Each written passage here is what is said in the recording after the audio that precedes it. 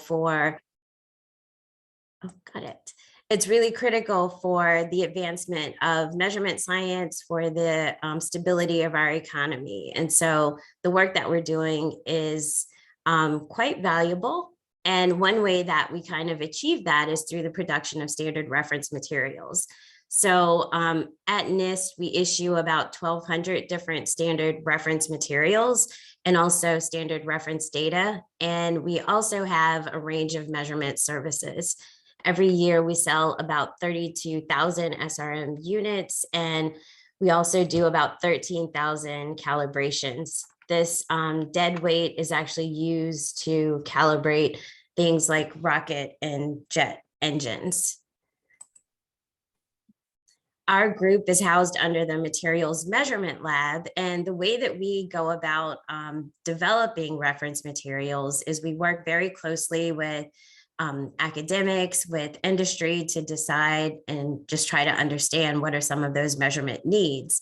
In the area of environmental science, a lot of times, for example, if a legislation is passed and if there are regulations that are put into play, then we know that we need to develop reference materials in those areas. And so we work very closely with those that might be monitoring this area of the environment to decide like what types of materials do they need. And so, like I said, since we have 3 scientists that are really proficient, especially in ocean carbon, our lab has focused on 3 fundamental areas of research that are related to ocean carbon. One of those is providing measurement services to help understand some of the fundamental research on how to quantify the ocean carbon system. So we have ongoing collaborations that involve the thermodynamic modeling of the ocean carbon system. We are working to develop our capabilities to certify reference materials. And I'll actually talk a little bit about that language between certified reference materials and reference materials. So we know that right now there's a huge effort to sustain a reference material program, which provides values for total alkalinity and total dissolved inorganic carbon for seawater. And then another part of that is just ongoing collaborations to create a global distribution system.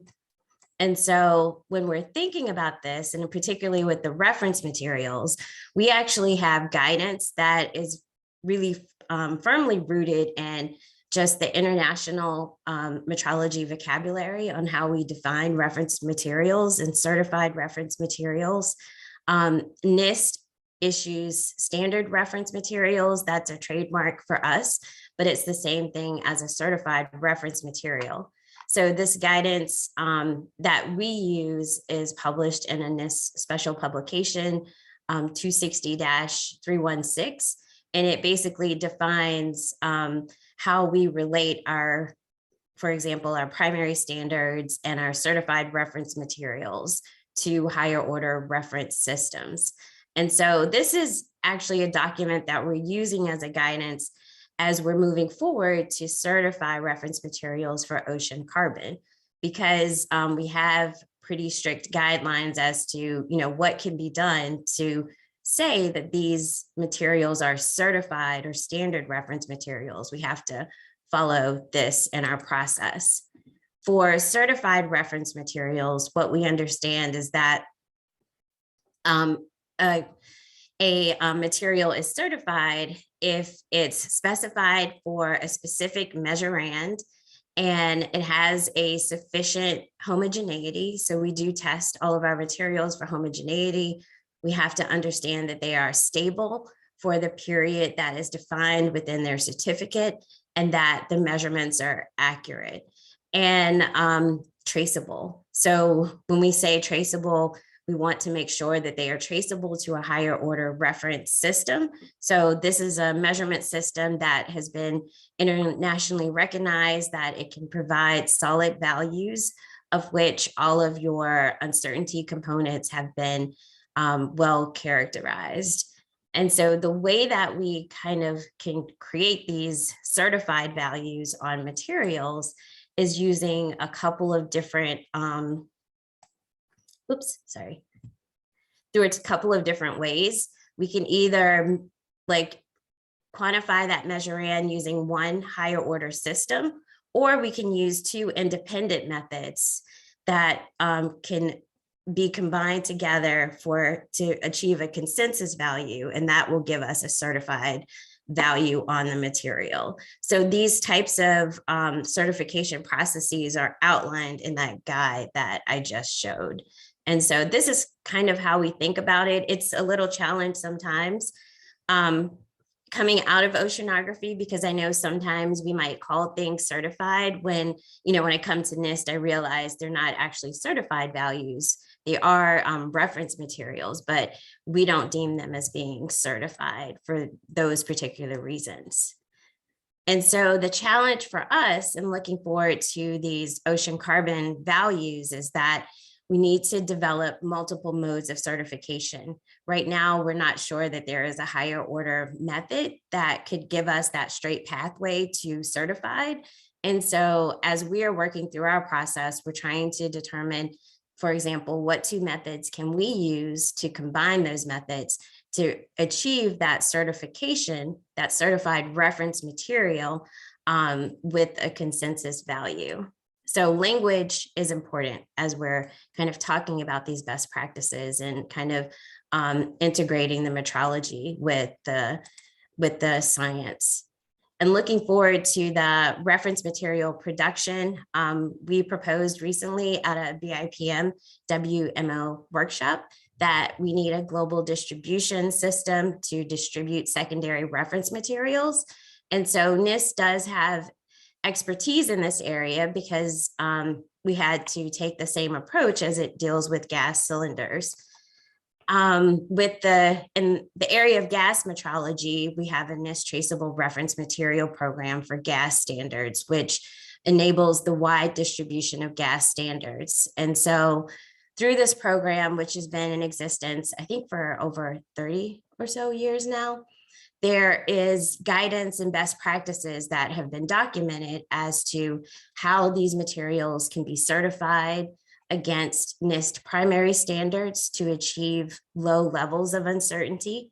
And there are protocols that have been written that are not, for example, at the ISO level, but they are followed by the specialty gas industry to produce these types of cylinders with low uncertainties. Another area which we likely should explore is legal metrology. And so recently NIST is starting to issue a special publication on legal metrology. And so this basically gives guidance for different types of standards and practices that are regulatory. So this relates directly to industry. One example that is kind of cited on this page is the production of propane cylinders. And so in this kind of area, this documentation provides guidance as to, for example, how do you fill your cylinders? How do you sell them? How do you exchange them? How do you certify them?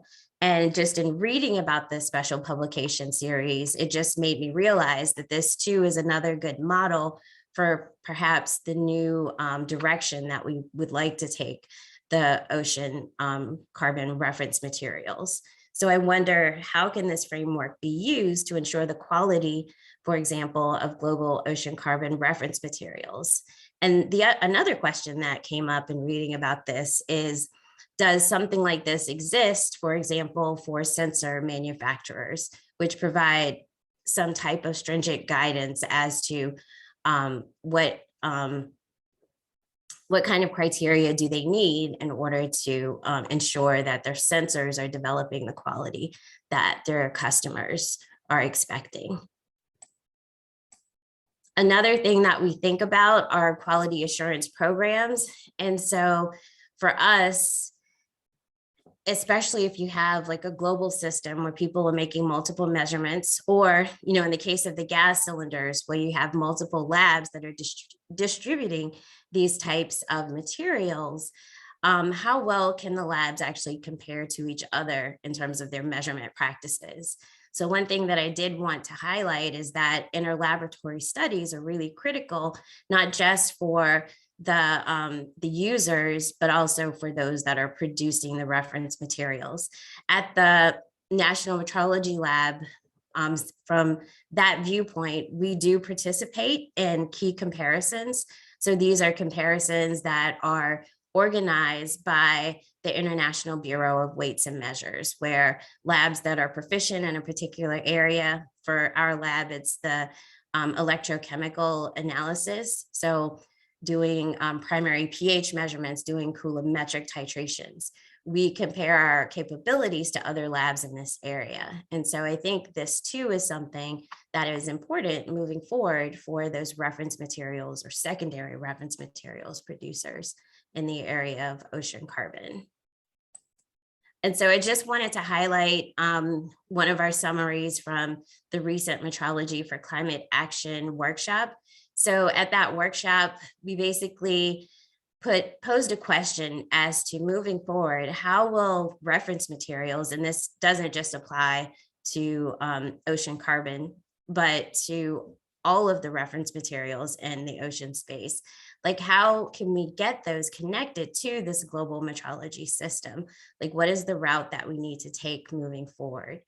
In conclusion, the reality is, I think I had that voice on there, but in conclusion, what I wanted to say is that it's really important for metrologists and for scientists that are working in specific areas to kind of talk about these issues so that we can develop a common vocabulary and a common acceptance as to, what are the best ways to ensure that we have quality in our measurements. And so I will stop sharing.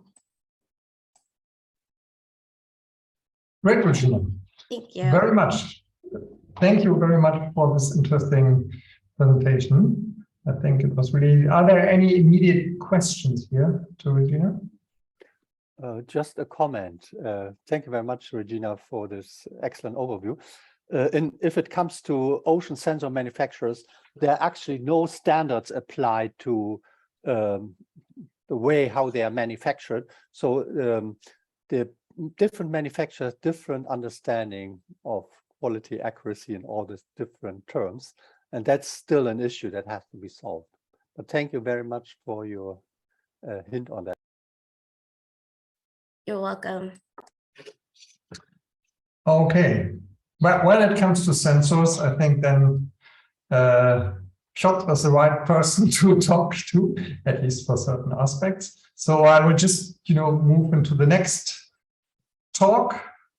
And Piotr, can you share your screen?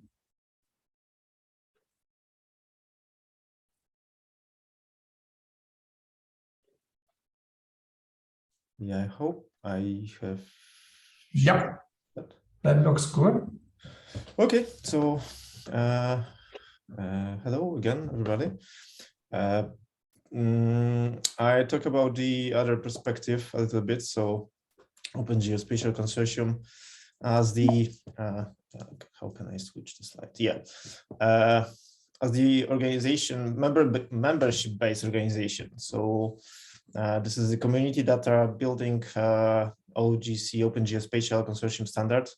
As in the name, we are geospatial, now more geospatial temporal or spatial temporal, because we have also planetary working group. We have the 4 principles built in the mission, and we try to facilitate dialogue between our members and external communities like liaison communities, our partners, and externals. Within the, I hope you can see home screen because I'm just switching your faces. In the membership, we have a number of organizations. So we are actually collecting these 3 groups mainly. We have also personal participants, but majority are those commercial adopters of the standards and those who apply them in their solutions and their services.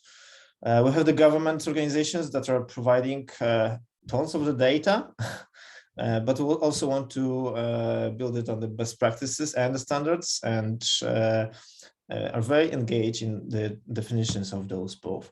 And we have research and academia that's involved both in the standardization and in the innovation program. And having said that, it's worth to mention that we are working in this tandem. It's simplified version, naturally, because we have multiple variations of those as needed. But we have just two pillars which are cooperating. These are not silos. These are just two modes that we are working.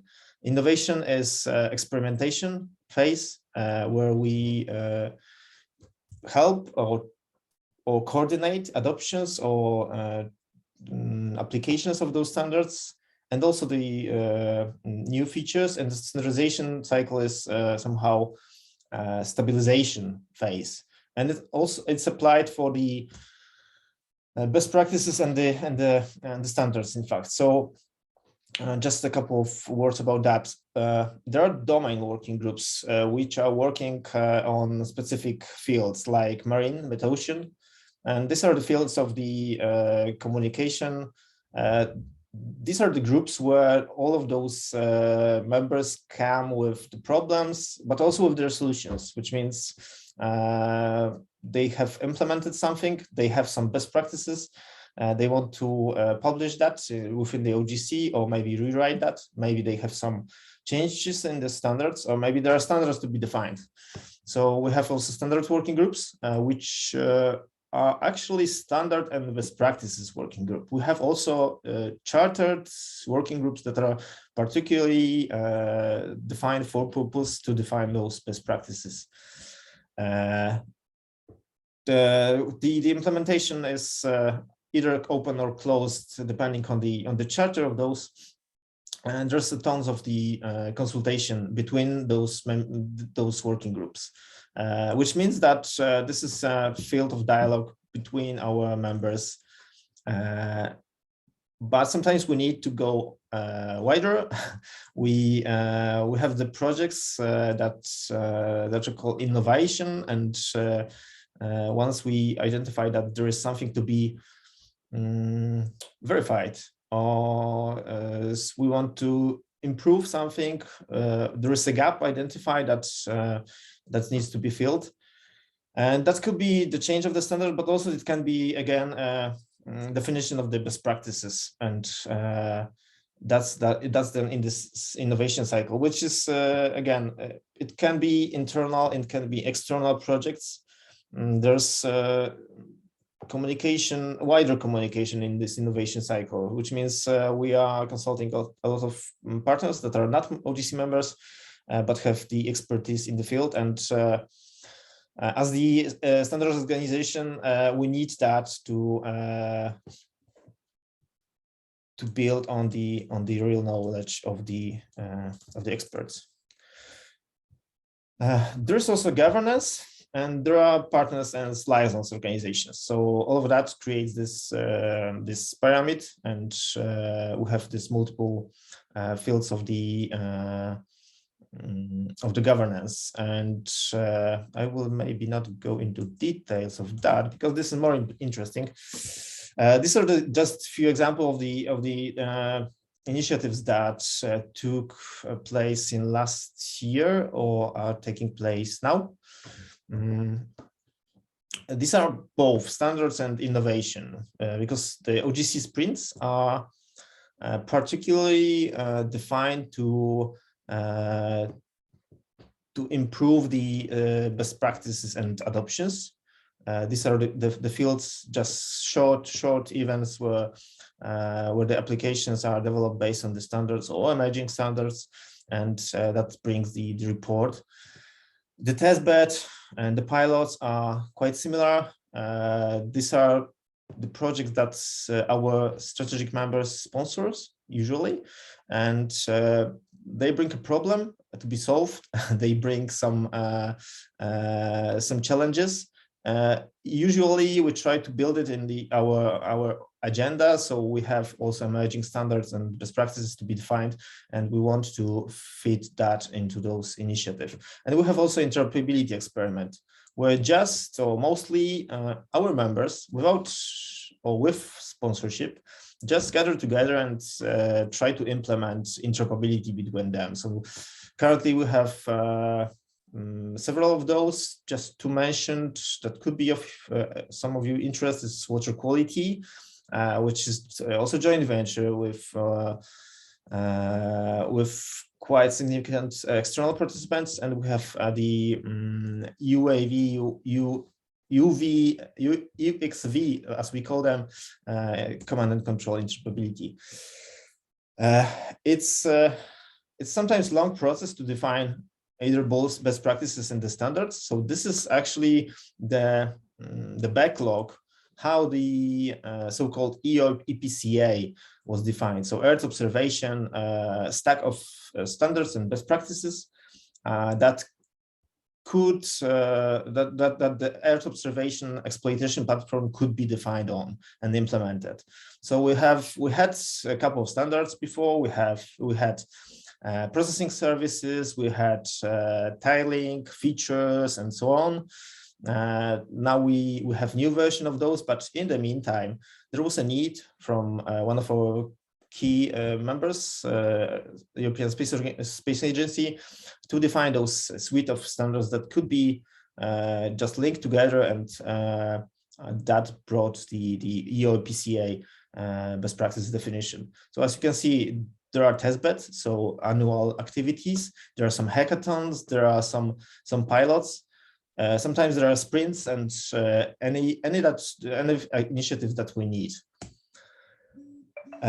Once we have some outcomes of those, we have naturally process for publication if our community or our members want to publish something, either it's best practice or standard.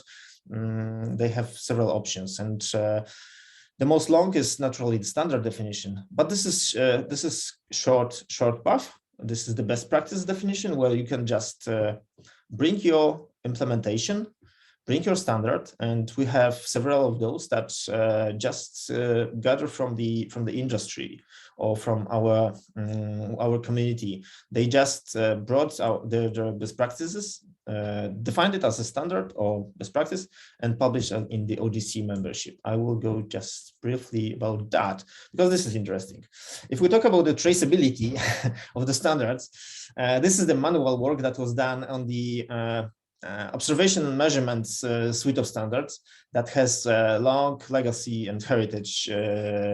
And that's, I guess it's not defined. Yeah, it's also in the bottom. It's not visible because there were a couple of versions in history. Then there was a need to separate those. Then, based on the request, there was a need to merge them again. And that version was quite successful, as you can see, because it had several of those implementation and profiles. These are actually standards, but these are based on the implementation that was done. So we had that implementations done within the community. Now the challenge is to collect the things on the left side.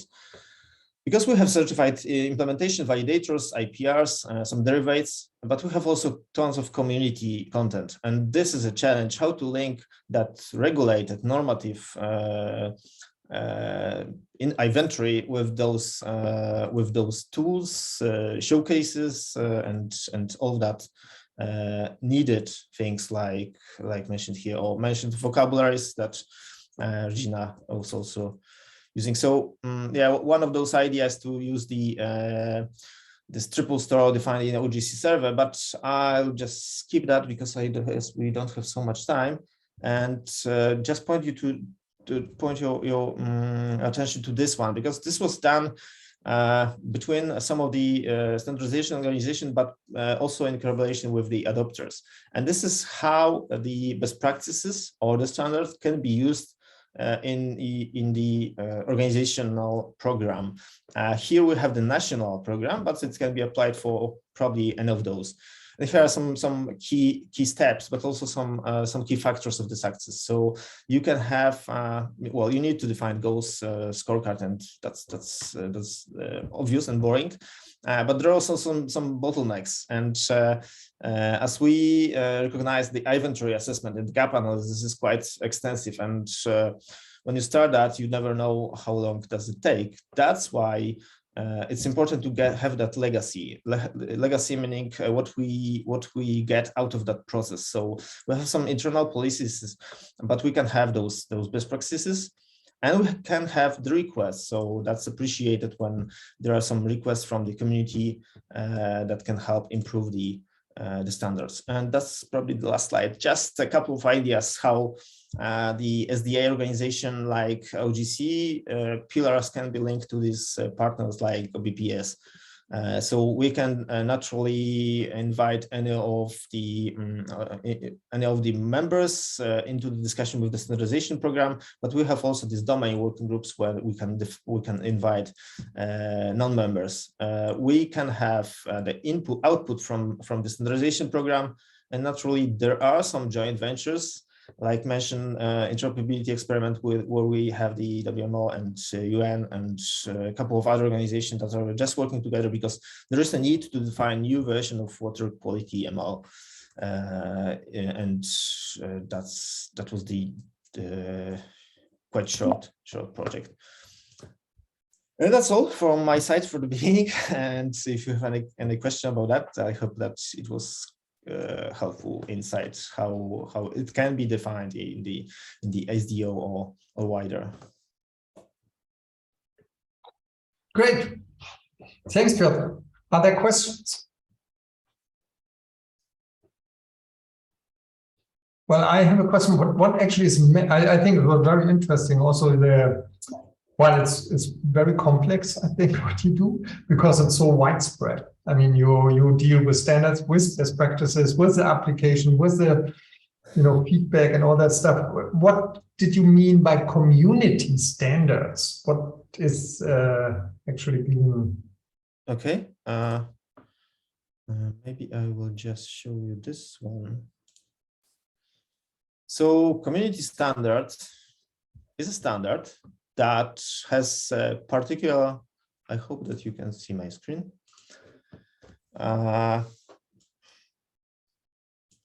It's officially it's here, community practice.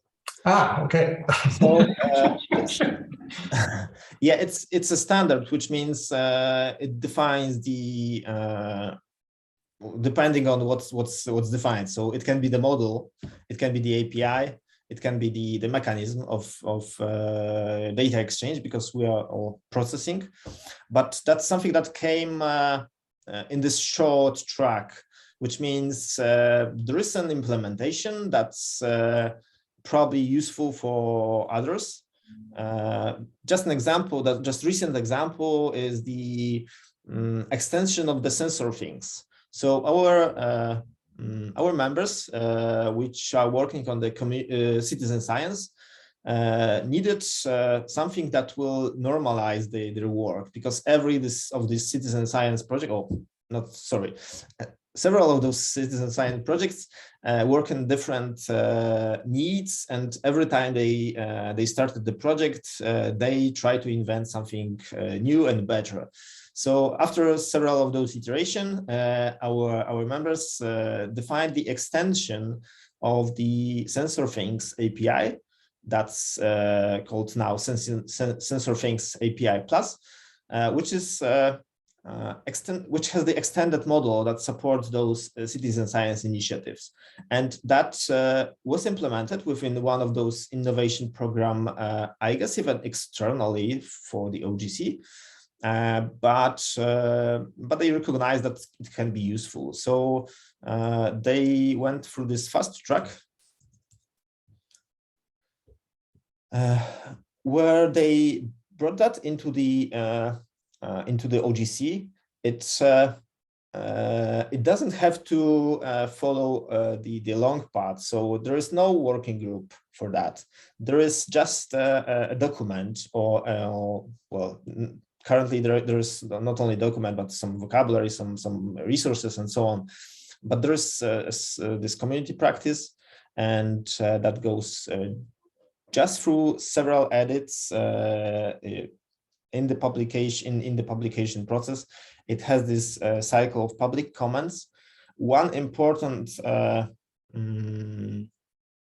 enabler actually is that it has to have implementations that are in use, which means you cannot just invent something and not proved in the real life and adopt that as a community standard. You have to have implementation. You have to prove that in your practice, and then that can be a community standard or best practice. Okay, interesting. Just more like questions? to ask a question. Yeah, please. Ask a question if that's okay. Just seeing on one of your slides there, you're looking at things being equal to an ISO standard. Does that mean that you're actually going to be looking at them being accredited to ISO, or are you doing something completely separate? No, actually, these are defined together with ISO. Which means so if other companies wanted to do it, they'd have to achieve that ISO standard to be able to do it. No, actually, you can use the green one are the current versions. So the yellow one is the draft currently. So you can take the top 20 observation and measurement standard from OGC, and if you implement that, you are also compliant with this geographic information observation and measurement from ISO. Okay, but ISO is the International Organization for Standardization. Yeah. And they work on impartiality. So if you're not going through that, have you actually got any bits in place to prove your impartiality? I'm not sure what you mean by impartiality. Well, the ISO work, and they work independently from everybody else. They're not controlled by anybody or anything else. They do all their research and they come up with their papers. What have you got in place to actually prove that you're going to be impartial on what you generate and what you do? Well, these are actually standards that are built based on the license between ISO and OGC, and this is just an example of those. There are also and this was approved. So there is a working group in ISO and OGC, and there are also naturally some personal overlaps. So you're actually working in part with ISO. Yes, in this case, this is right. This is in part of ISO. There are examples like OGC Features API, which was developed in OGC and then endorsed by the ISO. It can be different ways. So Sparkle, GeoSparkle, for example, that was developed by ISO, is now developed in OGC. Yeah, that's fine. I mean, I was just looking on the whole thing of traceability and looking at it on a wider scope to cover all of the metrology and oceanography equipment. There's a lot of places that have come up and sort of turned around and said that this is the equivalent to an ISO standard, but there's nothing of the context of the ISO standard, the fact of the impartiality, the confidentiality, the keeping of records, the proving that you're capable of what you're doing, which was just why I asked, because it's nice to actually hear one that's being developed and being linked in with the ISO. Yeah. There's one more question. Yeah, Jay actually also raised his hand. Yeah, thank you. You went through and indicated that there's community comments for your standards and your practices. How many people in the community actually respond to any request for a standard response? Well, it strongly depends on the standard and the naturally. So yeah, there are some that get just few of them. just probably not very many that get no response, but there are some those specific likes like those especially community standards are a good example, because they are defined quite in within the organization, and that's something that well, you get to have go through that to work on that.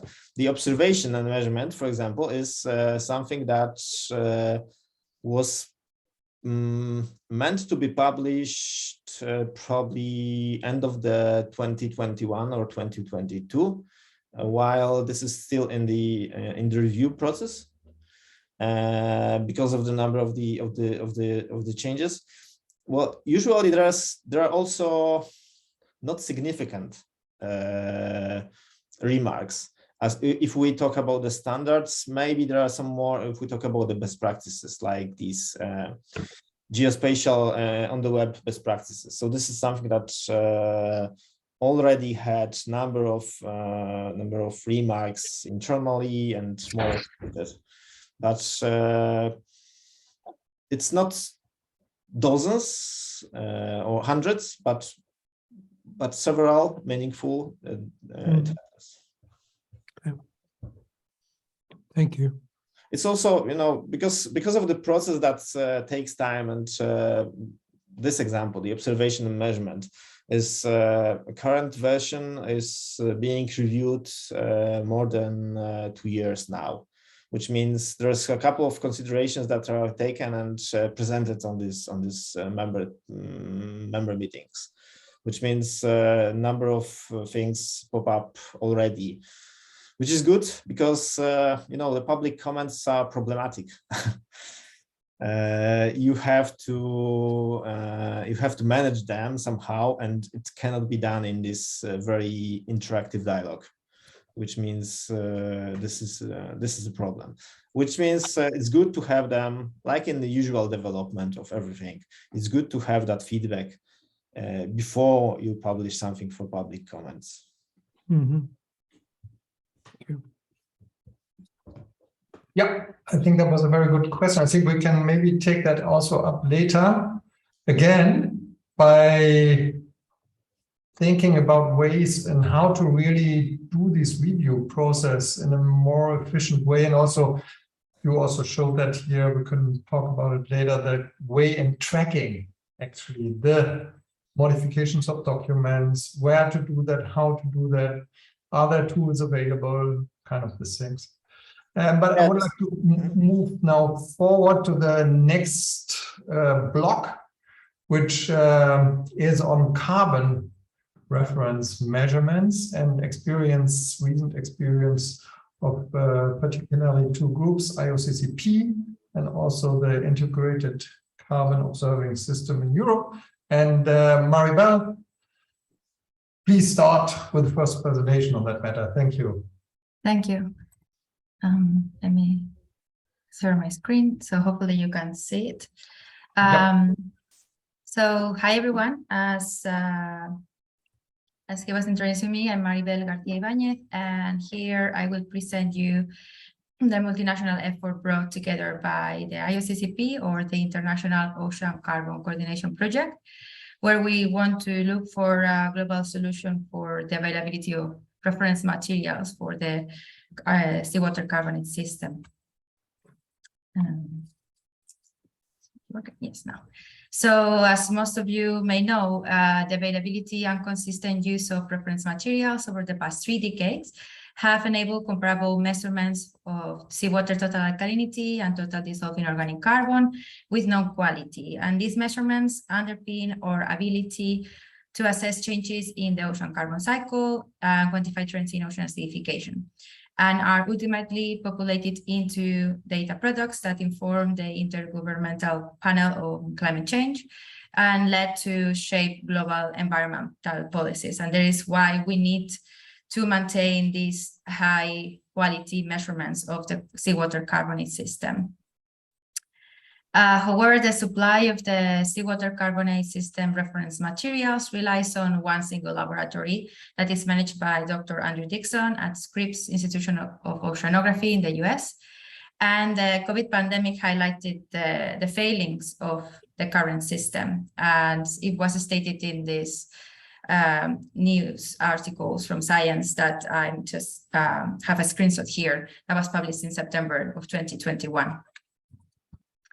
So this dramatic reduction on the supply of reference materials during the pandemic forced many groups to produce secondary or in-house substandards.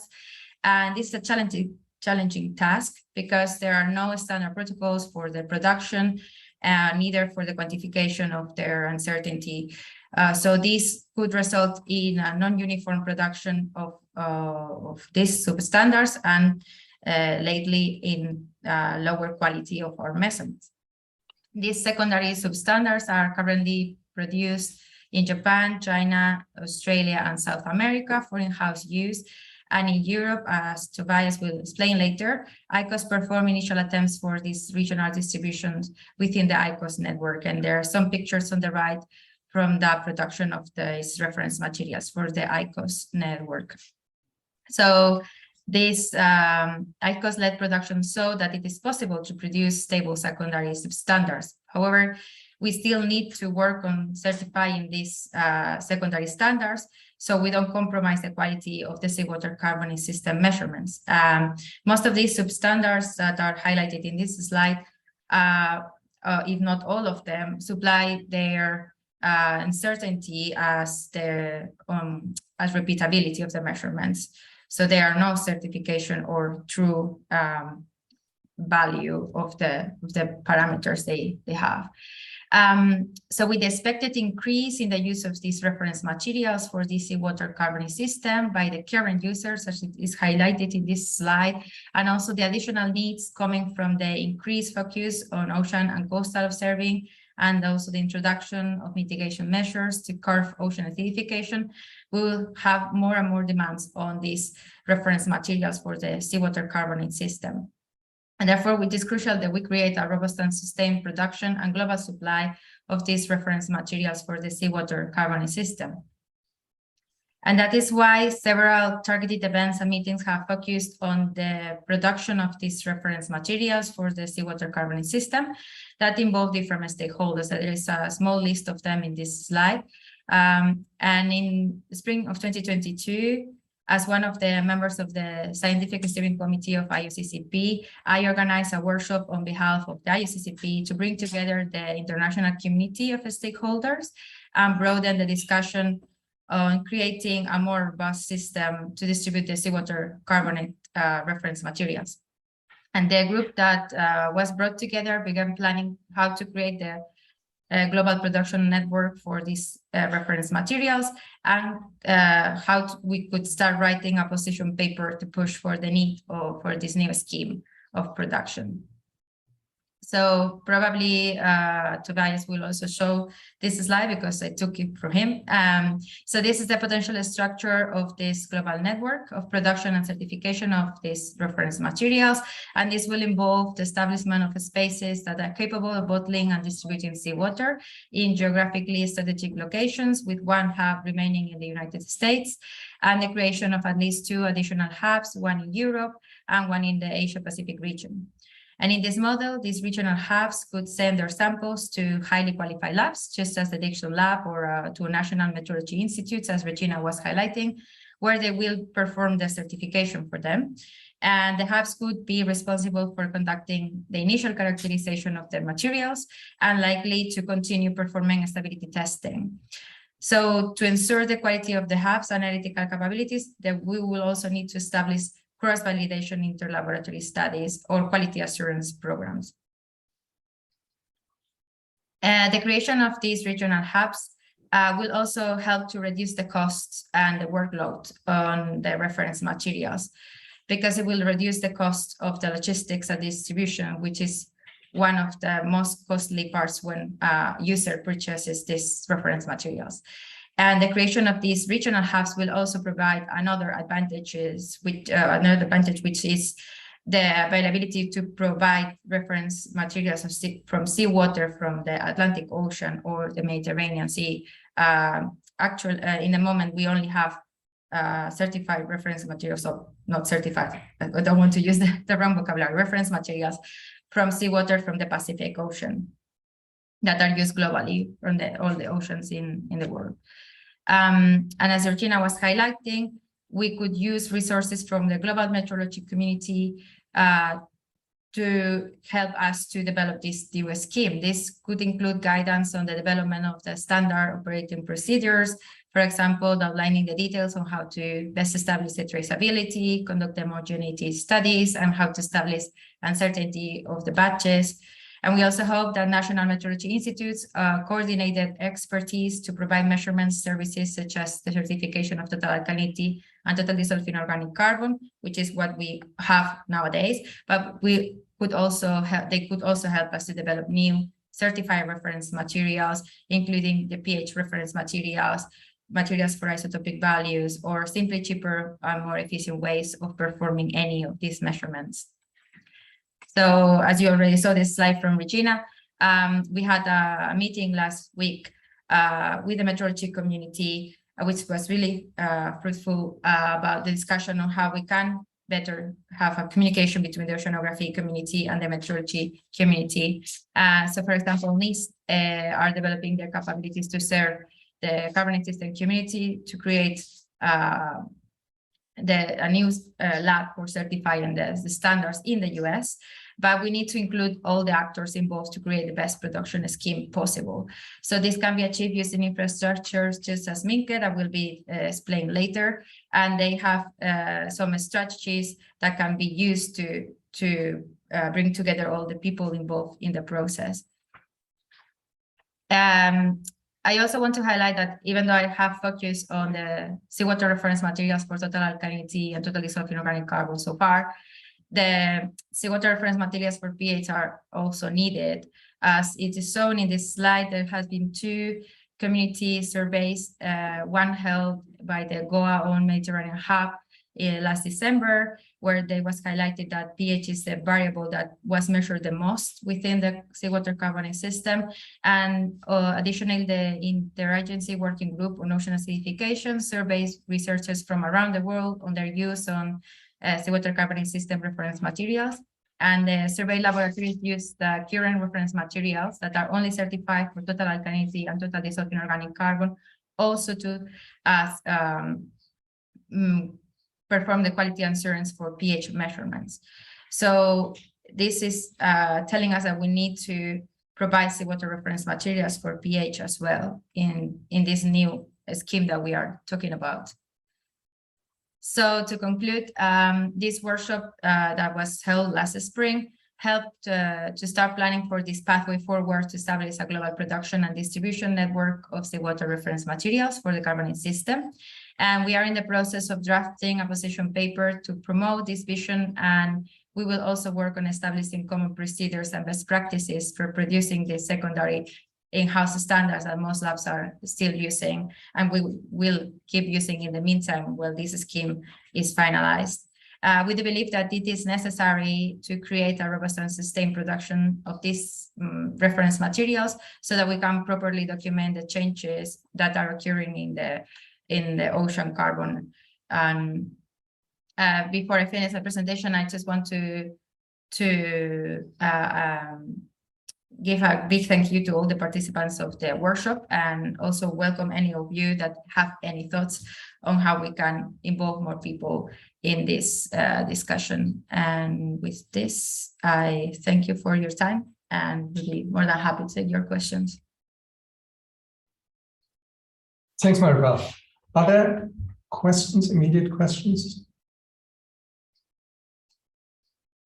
There is No? Catherine. Catherine has her hand up. Oh, okay.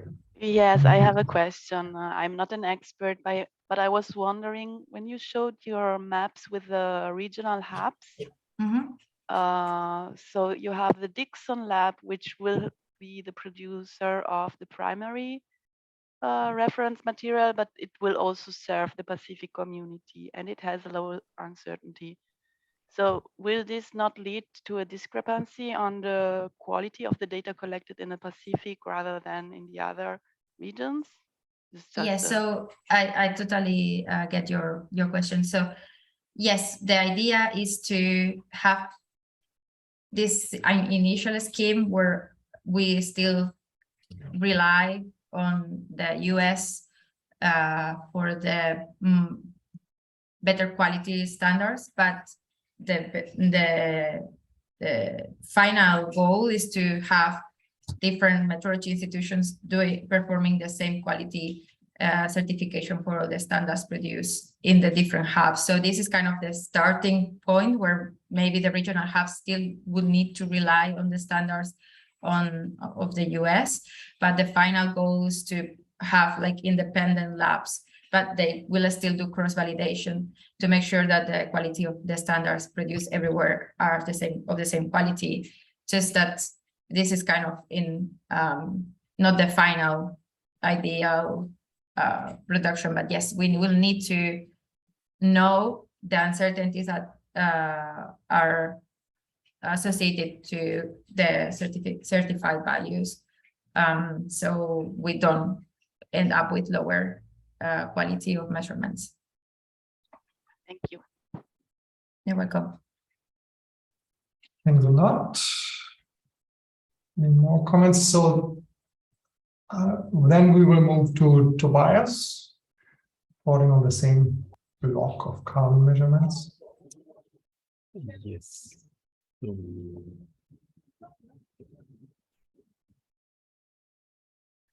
So I think so now we heard a lot of the background and what we should consider to talk about when we talk about reference material and certified reference material. And I think I just want to more approach a very practical solution that we had to find during the pandemic, and also I guess how it helped us maybe to accelerate the process of this secondary standards that we were talking about was talked about in the talks before. So I have two affiliations on here on the slide, because I have two hats on. One hat is sitting in Bergen in Norway, working there for the integrated carbon observation system, and I also work at GEOMA in Kiel, which was very fortunate in this situation, which I come to in a second. But maybe a few words to this ICOS acronym, this Integrated Carbon Observation System. This is an European research infrastructure, and its mission is to produce standardized, high precision and long-term observations and facilitate research to understand the carbon cycle. So it's everything around the carbon cycle. It has observations in the atmospheric, the terrestrial, and the ocean domain. And in the ocean, we have more than 20 stations around Europe, as you can see on the right-hand side. These are partly fixed stations where sensors are moored or samples are taken, or moving platforms like research vessels and ships of opportunities. These stations, they are supported by thematic centers, and then of course in the marine domain, this is the Ocean Thematic Center, which is operated by Norway and UK. So therefore, I have no affiliation there in Norway. And now, during this COVID-19 pandemic, as was mentioned before, or so many ICOS stations that are there use this Dixon CRMs for validating their carbon measurements, mainly for DRC and alkalinity. And during COVID, now this supply of carbon CRMs by the Dixon lab was completely shut down. So a lot of labs, or actually all labs in Europe, were sitting there with a few bottles that they have left.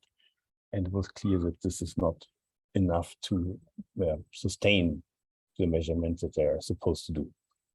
So here ICOS OTC felt a little bit responsible to help this measuring network. And then we came up with the idea of providing a substandard, but then we started with the question how, where we actually hit the first problem. There are not even protocols available how to make a standard for ocean carbon measurements. I mean, we all relied years and years and years in Dixon, and there's secrets how to fill the water into bottles, but no one really knew how this is done. So, and then we at GEOMA, the next slide, we started thinking about it, because I was sitting at home, we couldn't go to Norway, of course, so I was at GEOMA the whole time. we started asking around, asking the Dixon lab, how do they do the standards? How can we imitate this or find similar solutions? And then luckily, we found a cubic meter of equatorial seawater, which was standing in the corner of Geomar for the last 10 years. So we were sure that this is dead. And this was then our starting point to think about producing the secondary standards. I also talking to some people from the Dixon lab how it can be done. So we subsampled 400 liters, and they were then poisoned and stirred and stored in the constant atmosphere for a few days before we actually started to fill them into bottles. And some pictures here you saw before in Maribel's talk. We filled them in all empty bottles that we could find at Geomar that are suitable for carbon measurements. But we also measured the salinity because it's important for some measurements. And then we managed to fill approximately 400 bottles. So the big chaos because of course with COVID times we couldn't do it in the lab. We had to find a very aerated room. It's called also in the winter. And then we took the substandards and we measured it with just the instrument that we normally use at Geomar. So it's not this this instrumentation that the Dixon lab uses, because we unfortunately don't have, but we use the standard, high precision instruments that are normally used for ocean carbon measurements, the summer system and the winter system. And we came up with values for DIC and alkalinity with a pretty okay uncertainty, but I agree this uncertainty is the repeatability. So, and and we also could believe in this values because we still had some original CRMs left, which we used to actually put the, as we thought, because we still think it's a true value to the numbers. So this was a very pragmatic approach, and I think during the whole preparation of these batches, we started thinking about, is this now really a secondary standard? Because we didn't actually want it to enter into the secondary standard production business. It was more, by chance and by the need of the stations. So, but anyway, so as I said, the Dixon CRMs are used for referencing, and now after more than a year, so it's now the first batch we filled actually 2 years ago. We can say that the batch is stable. We still have some bottles left, or kept some bottles in the cabinet, so that we can check how stable this water is. So we can say we did manage to fill the water into bottles and keep a stable values. And as I said, so the bottles were pre-certified, and now we sent some bottles to the Dixon lab and ask him to also measure 4 or 5 bottles of our substandard to compare the actual values. So we advertised and shipped it only through Europe because everything else would have been too cumbersome. This was not possible. And I think we can summarize our challenges on the slide. So first of all, this water was just available by luck. So this sounded now all very easy, but of course, the secondary standard for seawater, you need some seawater for that. This effort was definitely not meant to enter the business of secondary standards. We only can offer a limited quality compared to the Dixon lab. We don't have dedicated personnel available, and we found out that it's quite a lot of work to do, right? And of course, you can raise the question, how many labs in Europe are actually equipped to do this? I mean, it's not every lab can do this in such a quality. And what I definitely can say is the logistics, even if you only send it around in Europe, are terribly time consuming. I mean, it's maybe one part of the whole value chain that no one really thinks of, but it's a lot of effort to send around and get the bottles back, as we all know by the hate mails from So, but how did we then actually use the secondary reference materials? So we started, or I think a lot of lab did, still use their primary standard from Andrew Dixon, but not maybe 2 or 3 bottles per day, but just only 1 bottle, and use this secondary standards to at least observe the uncertainty and stability of the instrumentation. So at least you can thin out this very high quality standard. The next step we want to do, where we also can nicely use this the secondary standards to look for different containers, because as you have seen right now, these bottles are only available in these 500 milliliter glass bottles. Why not filling them into some gas sampling bags where they might not be stable for a year, but maybe stable for a few months, which could be a solution for research cruises or whatever.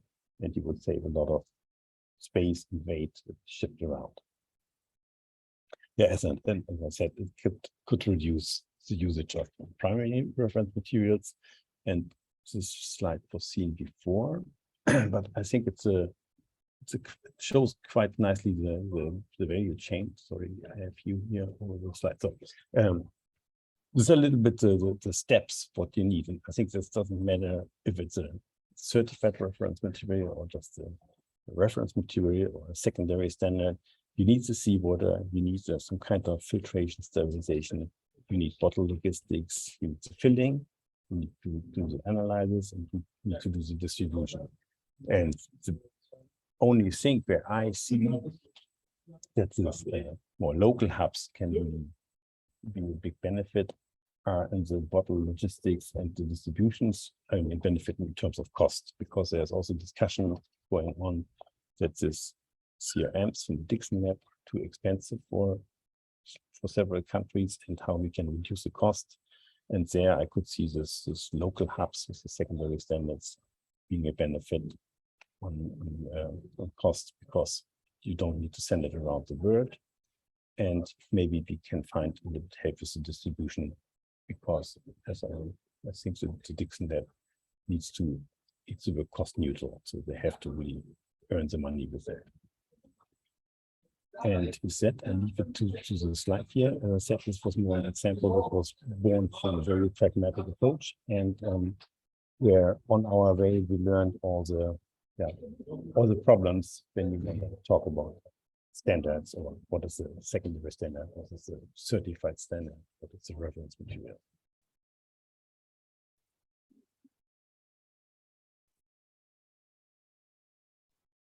Okay, thank you, Toby. Questions to Toby? I have a question, Toby, that is on the cost items. I didn't fully get that. Do you know the cost items from the Dixon lab and how they cover that, and what, do you know a bit about the details of their calculations? I don't know the details. I think they get funding here and there from NSF. And I guess they also, there's a lot of, as you all do, divert some money in some ways. But they also need to get part of the cost in by selling the bottles. And so it's about half the cost, that I understand from what you say, or it's not a complete cost model covered by the customers. No, it's not completely. I think then it would be unbelievably expensive, which it already is. Okay, I see. Okay, very interesting. And maybe just one cost factor is really shipping. Yeah, this lab sits in the US, in California, and ships their standards to the whole world. So this is quite far and quite costly. Yeah. Excuse me, Johan. I was at the talk given by Dixon, and another problem here is the continuity of the people working there. So one of the problems that he has now is that he's retiring or has retired, and the number of the people who are, at present furnishing the service are also going to retire soon. And there is no replacement, because they have been working as a very specialized group for a specific purpose. And so, this will also be a problem for anybody planning to provide a service. Yeah. Personnel. Yeah, I guess this is the reason why now what Mario presented and also what Regina presented are these efforts to move this referencing or the certifying away from the Dixon lab and put it on more stable feet for the future. Because now we saw during the COVID time, and since Andrew is retiring, we saw the vulnerability of the system depending on only one lab, on one person. Yeah. Yeah, and that was also what at the end Regina also kind of made us aware of that. I mean, that there is, at least that was my understanding, some plans are being developed also at Endis to address this issue. And I think the other thing is that the Dixon Lab is developing protocols for the production of these secondary reference materials just based off of their process. So they're trying to, they have carefully documented their quality control, but they're going to just further develop those procedures and then just allow a couple of labs to test them out to make sure that they're actually reproducible. So yeah, we're trying to kind of gain as much knowledge as we can right now. We realize that we are limited in time. Yeah, great. So any more questions on that part here? So in the agenda, we now have a break, actually, for 15 minutes or so until 16 minutes.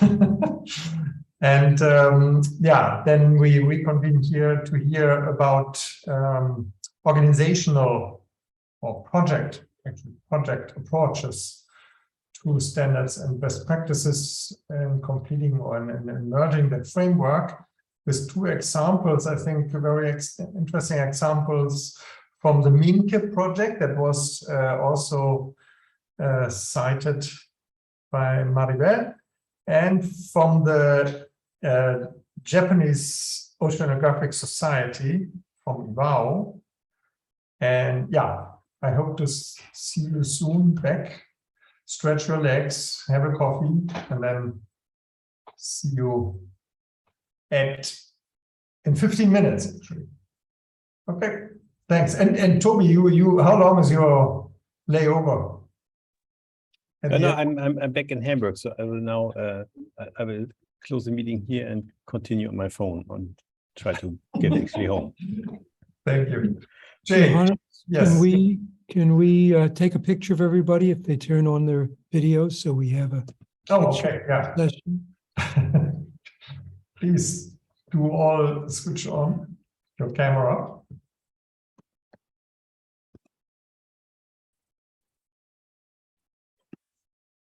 Great.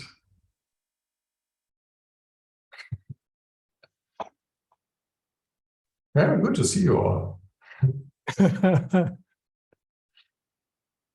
Are all the cameras on? In that case, we can take a smile and we're on our way. Thank you, folks. Thanks a lot. Yeah. Okay. One more time. Yep. Thank you. It's done. Good. So see you in 14 minutes.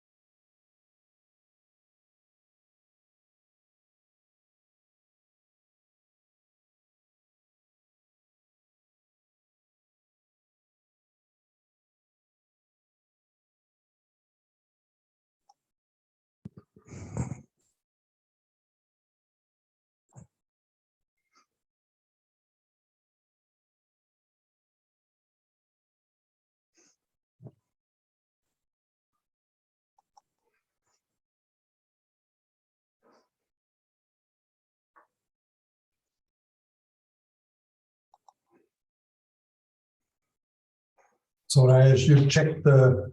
Yeah, I just checked to see. Very good. Looked good.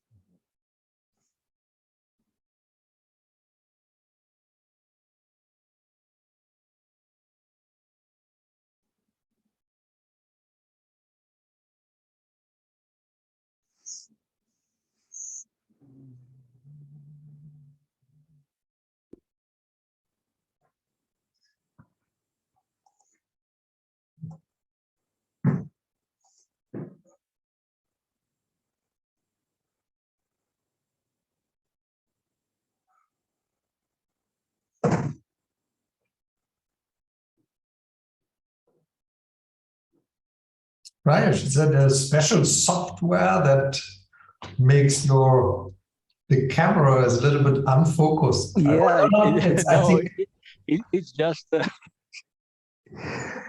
it's just a webcam, not very high quality. So looks like a special feature. no. 1970 filter. Yeah. Yeah, it makes it more dramatic. Yeah. No, it's just a low cost webcam because I don't have one on my integrated on my PC. So yeah. So you need this extra. yeah.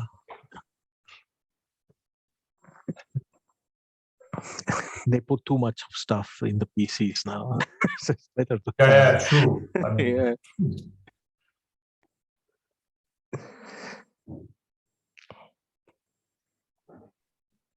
So, welcome back, everyone.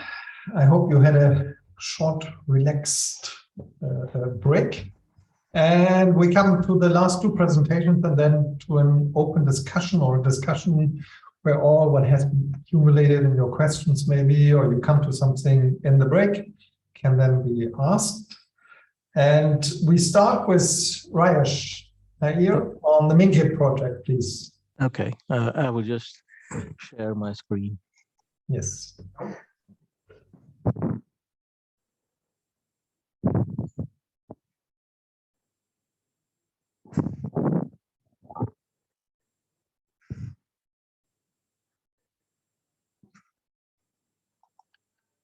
So can you see my screen? That looks good. Thank you. Yeah, okay.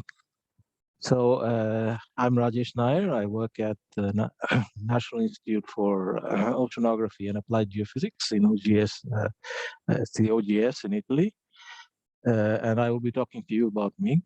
MINC is a project funded under the Integrating Activities for Starting Communities program of the Horizon 2020 EU program. And it's being coordinated by Jaume Piera from CSIC in Spain. So MIG stands for Metrology for Integrated Marine Management and Knowledge Transfer Network. It's, as I said, basically intended as a community building project. So to start out with, I will just what does the future hold for our environment in the context of global change? And how should we rethink our models of society? So what's very obvious is that we are facing urgent and often new societal challenges that are related to environmental observation in some way or the other. And that there is a need for clear, informed decision-making. And this is very important because the ambiguity of information breeds controversy and leads to ineffective or inadequate action. So how do we minimize controversy? You have to base it on evidence-based policies. And so there's a definition by Philip Davis in 1999 from the UK Government Social Research Unit. Evidence-based policies help people make well-informed decisions about policies, programs, and projects by putting the best available evidence from research at the heart of policy development and implementation. So how do we get the best evidence in research in general and in marine research? So the standard answer to that is that we need more data on everything from all places and at all times with the best or at least known reliability. But that's a big challenge. I mean, observations, if you look at just the temporal and the spatial scales, it's an immense and definitely, intractable challenge. So an approach to address this challenge is to try to, combine, let's say, scientific observatories with citizen observatories. So the MINC vision is to combine networks of accurate instruments, ensure in this way accuracy, with low-cost instruments and participatory monitoring programs to ensure completeness. And this is to exploit all available observing capacity to respond to identified needs more fully. And here we have on the right, we have the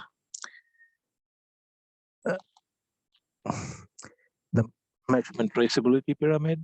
That's you have at the top, you have the international standards, Then you have the National Meteorological Institutes, then maybe calibration laboratories, and field instruments, and then at the bottom you have academic and civil organizations, field instruments and prototypes, low-cost do-it-yourself sensors, and so on.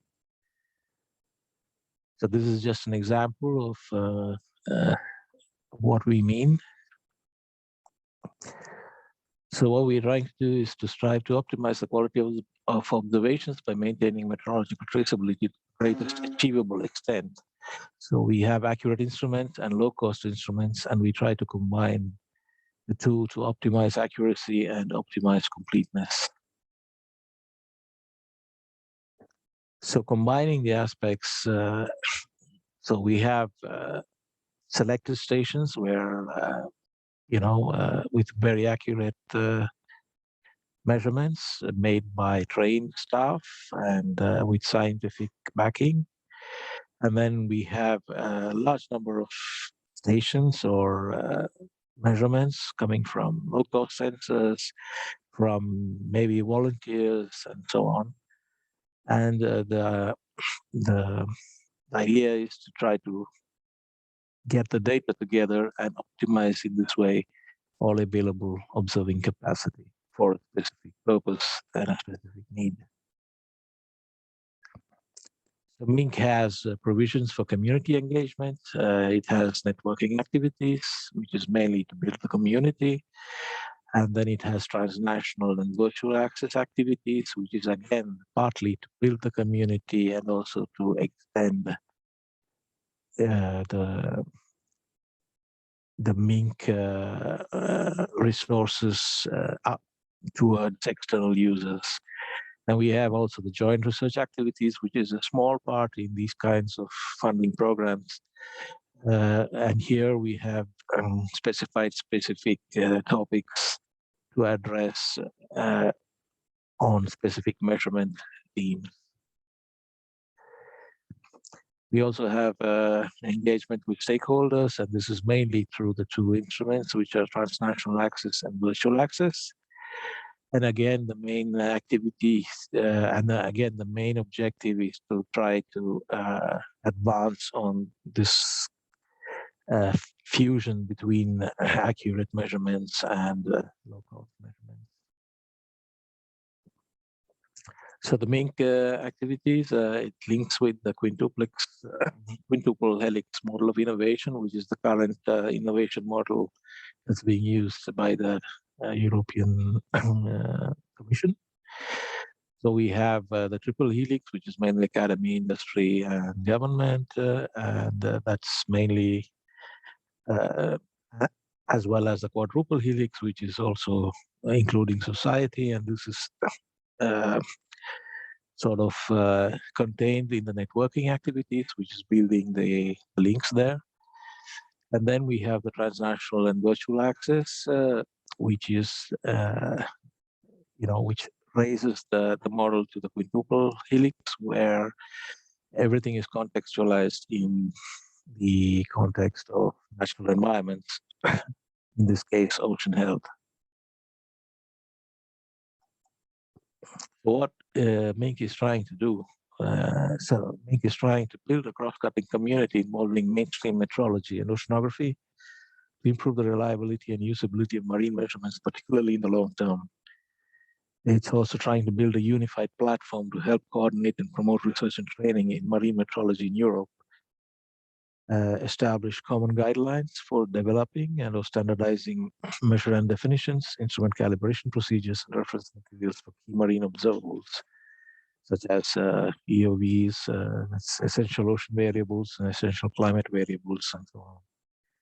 It's also trying to establish and share recommendations on best practice in relation to reference materials, and again, for the same instrument calibration procedures for key marine observables. So the focus here is for the moment on reference material and instrument calibration. And there is also an action exploring the empirical approaches to assist in the estimation of uncertainty for marine measurements, emphasizing on applications in the field, including the growing sphere of participatory monitoring, and then to establish a specific vocabulary for measuring in the marine environment based on broader existing knowledge, such as the Guide to Uncertainty Measurement and the International Vocabulary of Metrology. And here, again, the idea is to try to adapt the principles to ocean measurements. And then finally, to establish links to and engage with NMIEs, with the National Metrology Institute and the International Bureau for Weights and Measures in the specific domain of marine measurements. So that's it, and I'm open for questions if there are any. Thanks. Yeah. Are there questions for Rajib? Yeah, I have a question. Yeah. Please, Hi, Christoph. Tanya.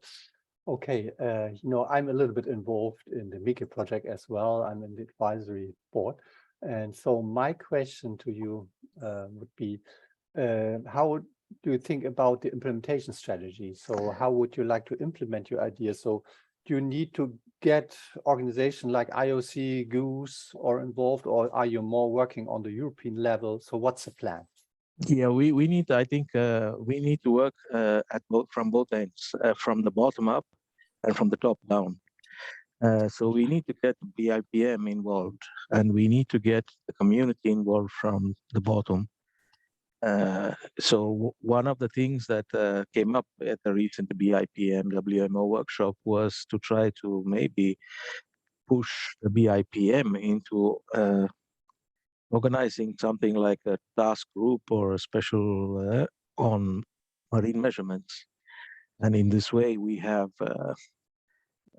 a push from the top, and at the same time using projects like Mieke, which is building a community in the it's not a scientific project as such.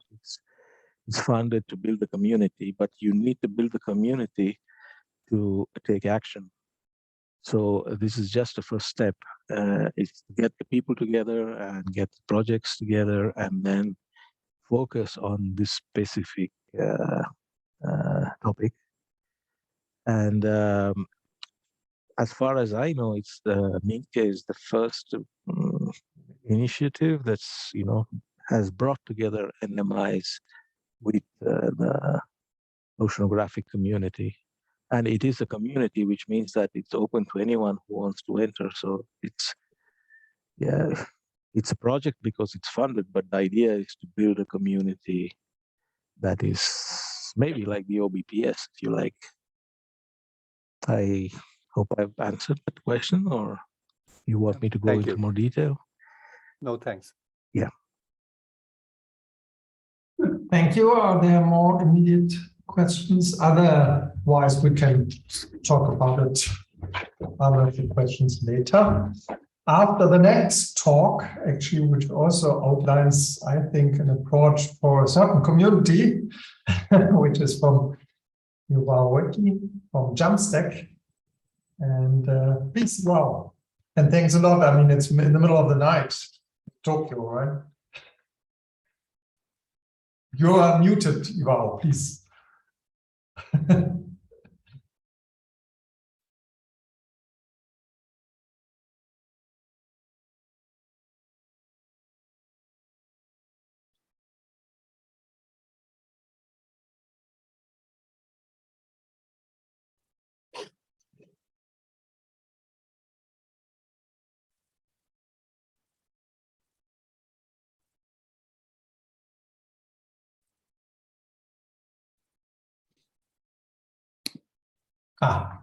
Yeah, all good. I'm muted. Okay. Yo, very Can you good. hear me? Yes. Okay, sorry. Yeah, and see. Yeah. All good. So, title of my talk is Japanese activities for making guidelines for scientific society and observations for development of CRMs for nutrients. So, you are working from Jamstack, and also I'm a member of editorial committee for guideline for ocean observing. Ocean observing by Oceanographic Society of Japan.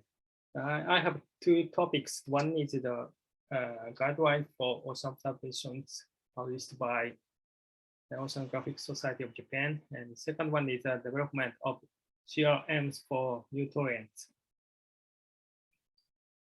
So first of all, I'd like to summarize the comparability on ocean observation. Because of the relatively low accessibility, ocean observation becomes sparse in space and time domain. Therefore, the observed values should ensure certain comparability to capture temporal and spatial variability of target phenomena. For that purpose, the SI is helpful, and therefore the instrument used for ocean observation should, in principle, be explicitly traceable to SI. So when ocean observations were traceable to the SI, the observed values ensure more precise uncertainty. So this is a society. The Oceanographic Society of Japan established in 1941 to advance and promote oceanography in Japan. So we have meetings twice a year, and also we have several awards. For publication, we have 2 journals and 1 letter. So as a part of social activities, we have a guideline for ocean observation to advocate best practices in ocean observation by publishing the Japanese and English manuals to enable many people to conduct ocean observation. So guideline. So the first edition of the guideline of ocean observations published in 2015. At the time that we consider about the international activities associated with standardization of oceanographic measurement and analytic techniques. The second one is the establishment of the guide to the expression of uncertainty in measurement by JCGM.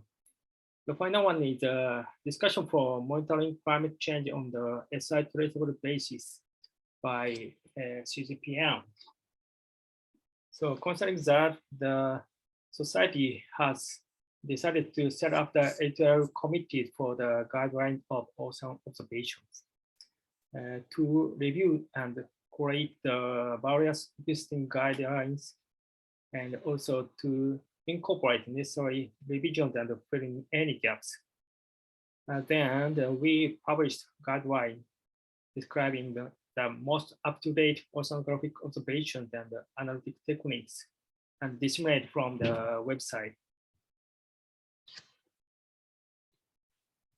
So there are so many manuals and guidelines in various fields associated with ocean observations, such as sediment, ocean observation itself, and sediment, and for chemical and industrial, for environmental observation, fisheries, coastal observation, something like that.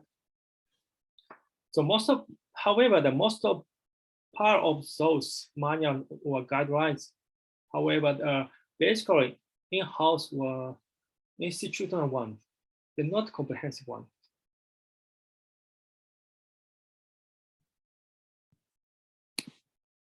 Sorry. So in addition, we considered international discussion in various scientific committees, such as GOSIP, IOCCP, JETRACES, ICES, IOC, CGPM, etc. As a result, to lead to international standard and up-to-date revision.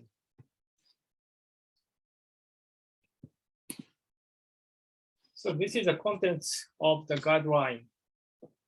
The guideline consists of the 10 volumes with a wider range from the quality control and standard materials and physical observation, seawater analysis, sediment analysis, plankton benthos, something like that. To the first few chapters in volume 1, we treat the standards and comparability associated document. This is from the chapter 1. This is for the this is an example of complete traceability system chart for mass measurement for preparation of a solution for analysis of seawater. So there is several levels. The top one is the SI. The second level is national standards. The third one is standards in manufacture. The fourth one is the laboratory levels. If you look at the, so we have, in the case of the mass measurement for preparation of solutions, there is several lines. The left one is for the room condition, such as barometric pressure and room temperature and room humidity. The middle one is the electrical balance. This line is for precise temperature measurement. The final one, right hand one, is weight.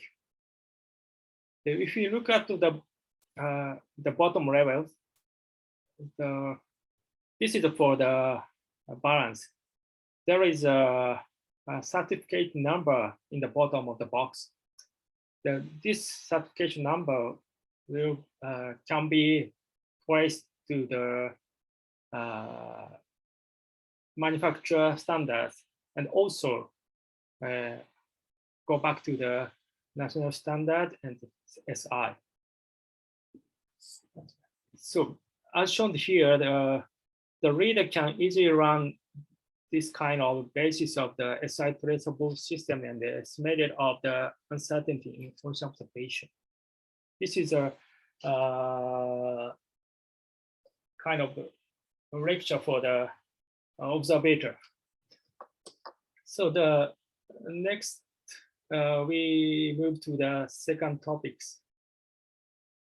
So first of all, I have to inform you the very sad news about Dr. Michio Aoyama. Dr. Michio Aoyama read the CRM for nutrient activities. He passed away in last month. His contribution of this field is very huge, and it's really sad news. So at first, I'd like to explain the background for nutrient measurement. The relative standard measurement uncertainty of nutrient measurement as oceanic parameters are required within 1% of comparability and to be SI traceable. However, it is still middle of the road. Before early 2000, bilateral or several small scale of international corporate projects for standardization of nutrient RMs have been conducted. Those are not enough to derive adequate estimation of the uncertainty for nutrient measurement. To resolve low quality of the uncertainty on nutrient measurement, Japanese effort for the development of CRM for nutrient has been started in the early 2010s. Also, the international effort of joint ICES-IOC studies group on nutrient standards, ESGOND and SCORE Working Group 147 towards comparability of global oceanic nutrient data component have been started from 2009 and 2015. So in 2015, Jamstack and Council Technos has launched the cooperative certification system for RM of nutrient, for which follows the National Meteorology Institute of Japan. That means the SI traceable. The NMIJ CRM of nutrient is produced by Council and initially distributed through the score activity of component. As a result, we can conduct SI traceable measurement for nutrients through application of the CRM nutrient. The bottom left one is the vertical section of the NP ratio based on the in-house in the left and the CRM in right along the 137 degrees July to August 2016. As shown in the left panel, there is a meridional slope in the left-hand side of the figures. However, if we use the CRM, this slope is vanished. It means CRM is affected. CRM shows a good effect to monitor the natural variability. And the right-hand side panel is a temporal change in the number of CRMs. So the blue bar indicates the domestic use of this CRM, RM, and the red open bar indicates the foreign use of number. After development of CRM in 2011, the worldwide use of the CRM is gradually increased. Until the 2017, the component activity is contribute to this kind of the worldwide distribution of the CRM. Okay, this is the final slide. This is just summary. I introduced the two topics of the our activity.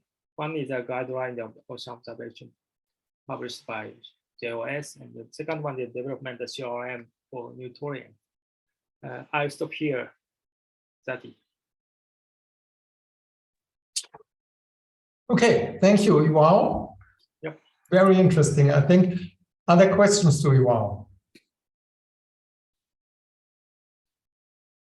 Iwao, I have a question. The Kanso, that is a company, right?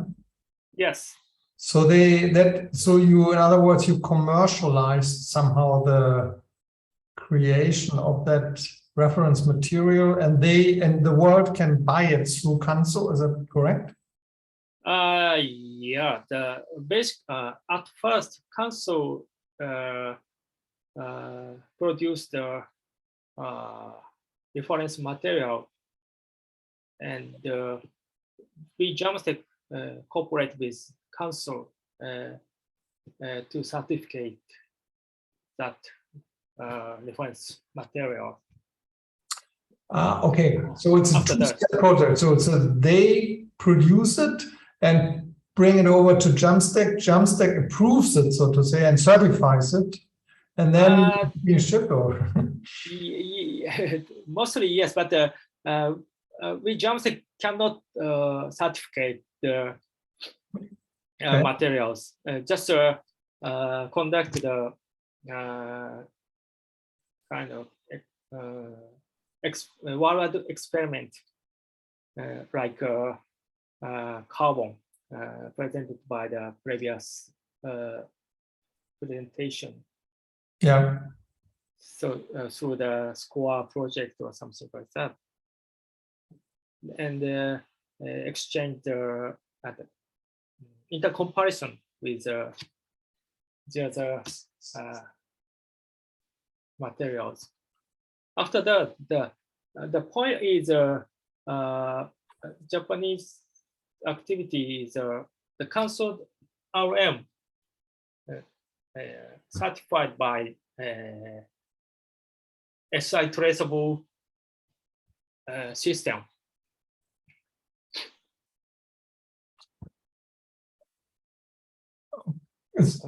Okay, so I can purchase from Canso that material. So, but the score project is just finished. Yeah. Last March. Yeah.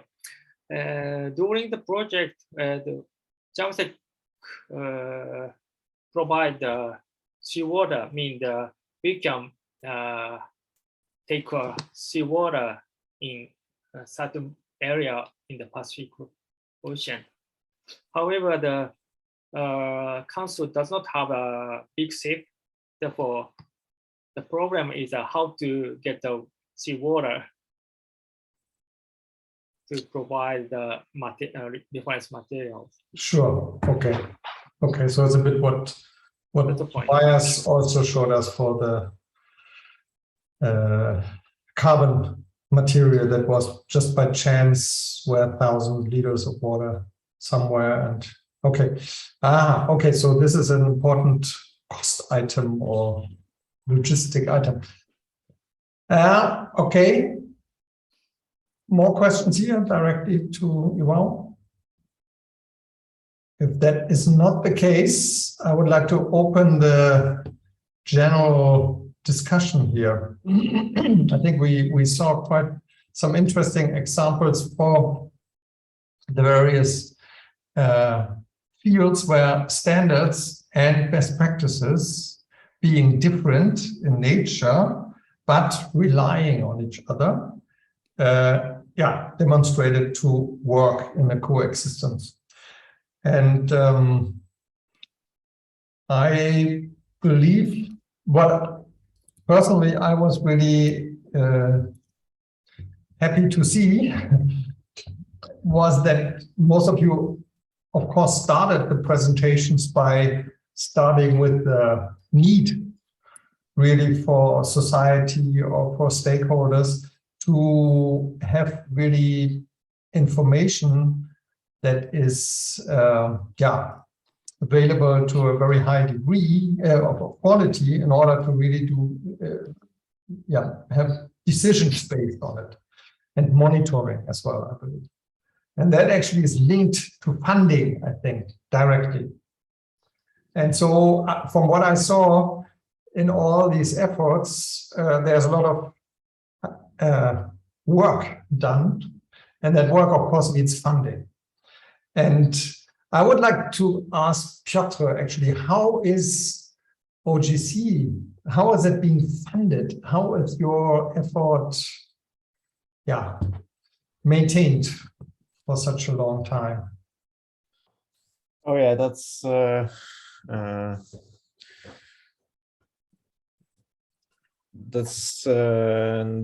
not very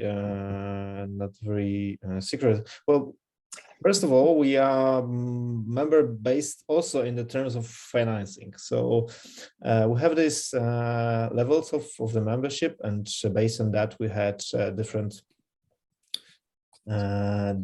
rights in the membership, including that part of the strategic membership annual fee is used directly in this annual test beds, which means there is a budget for this innovation. There is a budget for the standard development. There is also a great commitment from the members, so that's also something that needs to be raised up. That we have a number of organizations that have also in their agenda standardization and writing these best practices, which means they are using that data. They want to do it in the best possible way. They see the needs that it has to be updated, and they contribute with their time, which means the standard working groups are sacrificing their other duties. But most of the cases, actually, these are people that actually want to develop that, and organizations that has the need to use and modernize the standards. Naturally, we have the external funding, like this research, innovation, application programs, both in Europe and worldwide, which means well, we have different sources. We have the ad hoc pilots also that are open for everybody. So I mentioned that there are different initiatives, and they also drive in this dimension. So the marine pilot, and which is actually in the third phase, and we hope it will be at least 10 phases, is a kind of ad hoc initiative. So we need to talk with our stakeholders, with the community, what are their needs, and what they are interested in sponsoring. That's also how the climate pilot was charted. Additions of the disaster pilot are also sponsored by ad hoc contributions from our community, and that's common interest. That's what we see as the value of this cooperation, that we have the experts in multiple domains. We have expert in data sharing and computer science, because we are all about fair data. And yeah, now we have this opportunity to solve the problem with this contribution.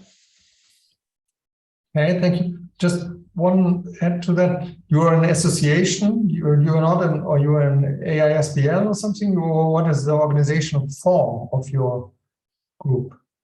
Yeah, we are the in some legal systems we are NGO, in some we are association, but also non-governmental, non-profit organization. Okay. So all of the funding is most of the funding is returned back to the community, which means we have actually Sure. less than 30 people and staff. And the rest of the budget is bring back to the community. Okay, thanks a lot. Are there more questions on that, or related, or you have a comment? Because I have along those lines a question to maybe Regina, actually, because of the involvement of an organization that really is in charge of standards. And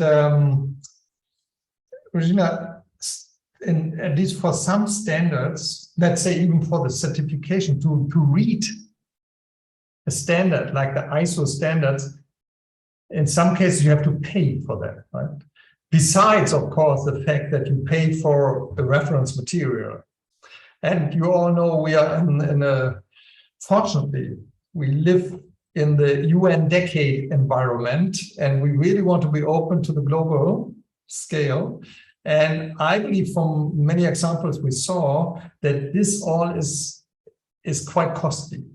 So even having reference material is costly, getting it, then applying it to the observations. So is there any, of any strategy that's being developed in order to really open that up to also have low-income countries getting access to reference material, applying it to their measurements? And yeah, is there any link you see and you can? Yeah, that's a very good point. And that's something that we've had in a lot of our discussions, especially about the new global distribution model. We're hoping that by having regional centers, which you can actually cuts down on shipping costs. And I think if you look at the process of producing the reference materials, aside from certification, I think shipping is one of the largest factors in kind of driving the price for those materials. So having the sort of regional model, what we hope is that that would help to cut down on some of the costs. I don't know. It's a great question, because I know, for us, when we begin the certification process, like, we have a way of basically internally compensating ourselves for the production, which is based on the sales. And so they're kind of, most materials are self-sustaining in that manner. I know that for example, the Dixon materials, they have been covered by, I think, the National Science Foundation, and then the Department of Energy, I think, is the one that first started giving them funds to help produce these materials. So I'm not sure moving forward, how funding will actually kind of play out. If we will get help initially to at least start our certification process. But the other question is, like, on a global scale, like, where will funds come to help establish facilities that can use the best practices for bottling? We know that one of the problems is packaging, and I think that was highlighted in one of the talks, is that, glass is very expensive to ship. So I know that in Japan, they have a method of putting the seawater in the aluminum bottles or other containers that are much lighter. So those are things that we're thinking about. And yeah, we still need more discussion to figure out what is the best solution moving forward. Okay, yeah, really. Well, maybe Maribel, can you say something on that from the IOCCP perspective? Are there any? So the IOCCP doesn't have funding, so it's just to coordinate the efforts is the thing that we can do. We are there to link the community, so our effort is to find all the other efforts that are already in place and try to bring them all together. So we send a strong message to funding agencies that we need this, and it's a global need that needs to be sustained over time. From what I learned last week on the metrology conference, is that there is lots of, at least from the European perspective, lots of involvement from metrology labs that are willing to do this effort from certification, at least from what is done so far, is total alkalinity and dissolved organic carbon. There's also a lot of effort on the certification of pH in the total scale, as we measure in seawater, traceability to this SI. But what I discussed with some people there, the only is like what Regina was explaining, they are not going to look for profit, but just to maintain the production for these reference materials. And also coming from the IOCCP perspective is that we also, as I said, we are kind of receiving information, but as we don't have the funds, we try to look for sources of funding. And the G7 so far is looking to support the carbon dioxide community. And if we can push forward our need for this certified reference material to that G7 effort, maybe that could be a good start. But for that, we need, as I was explaining in my talk, a position paper or something that highlights that if we don't have this and something happens to the only lab that produces the reference materials, then the entire monitoring of ocean acidification and ocean carbon storage and all that will be precluded, so we won't know how accurate our measurements are. So I think what we need now is to bring together all the efforts to have a strong proposal, to say so, that we can bring to the funding agencies, and also have an idea of the costs, a true idea of the costs that we will need to sustain over time. Okay, yeah. Thank you. So sure, knowing the cost is for sure the start. You need to have that in order to approach your funders. I also wonder if is IOC somehow, IOC is at the end UNESCO, the UN is actually at the end, those which initiated the decade, and IOC that has member states, and there must be some, yeah, at least a movement that some obligations are being pressed out of countries. Hopefully, I mean, it could be Europe also as a whole, but yeah. Yeah, that's a good point, that we can take advantage of the UN indicator for oceans and also of the indicators of the SSGs, DG, sorry. That one of them is we need to monitor ocean acidification, and pH is one of these values that is the indicator. So maybe trying to merge all this into one idea that maybe push towards the UN as the maybe sustained funding for these efforts. But this is still, as Regina was saying, we still are in the discussion and trying to find the best solution for this and coordinate efforts. That every day we learn from new people that are trying to do this. And since I don't know who also highlighted this, but there is I think was Rashesh who said that we need more forums where we can talk between communities, so we bring all the efforts together, so we are not pushing from different parts and we lose maybe big funding from what we need is a global solution. Yeah, if I can just comment on that, Johan.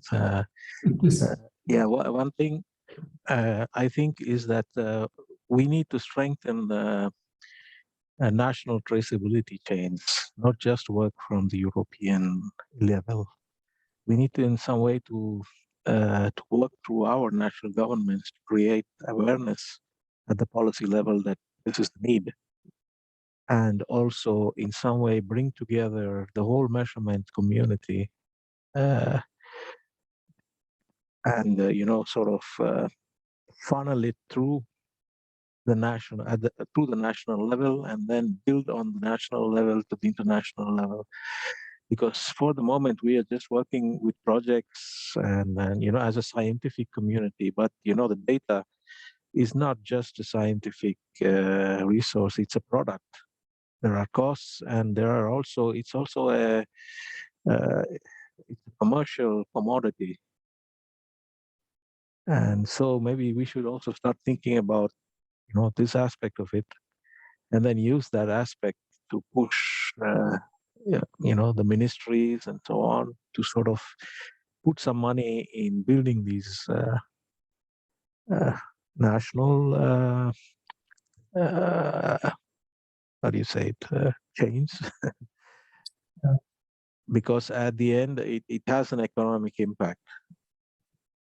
The data we collect, it may not be directly used just by us, it's used also by the civil protection, it's used by companies and so on. So from the point of view of a national budget, the amount of money needed is a drop in the ocean. I think the problem is that it hasn't been presented to at the right levels as a need for growth. So when you talk about blue growth, nobody talks about metrology. No, Yeah. correctly, no. Well, implied. Yeah, of course, but it implies a cost. Yeah. No, fully agree. Yeah, but it's an interesting point. I think really the national capacity here. So, and we of course have examples like national oceanographic data centers, right? Yes. That really have constant and a fixed and long-term budget, typically installed in some of the ministries.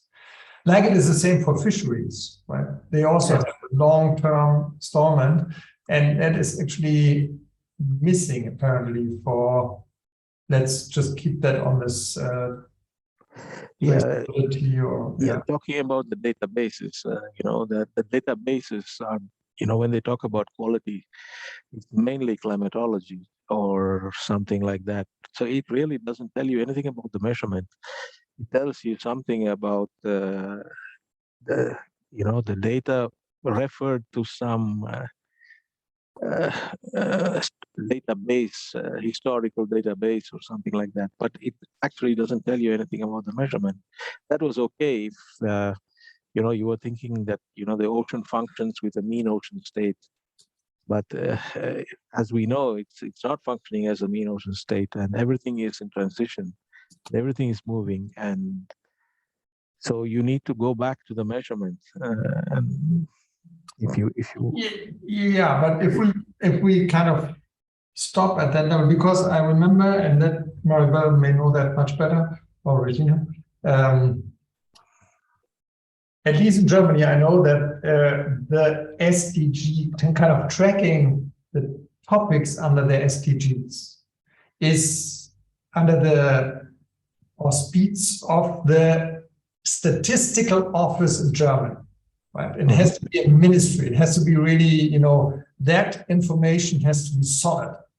And therefore it can come only from the statistical office. And the statistical office in turn receives information from, at the end, from metrology traceable information.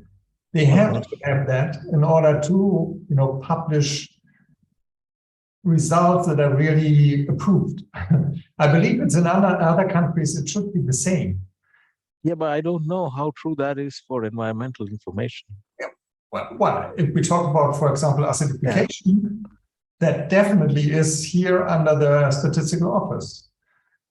Maybe, Regina, can you say from the US perspective, is there anything like that? I mean, how are SDGs, or let's say the real ingredients of the SDGs, like acidification, how that is being tracked in the US?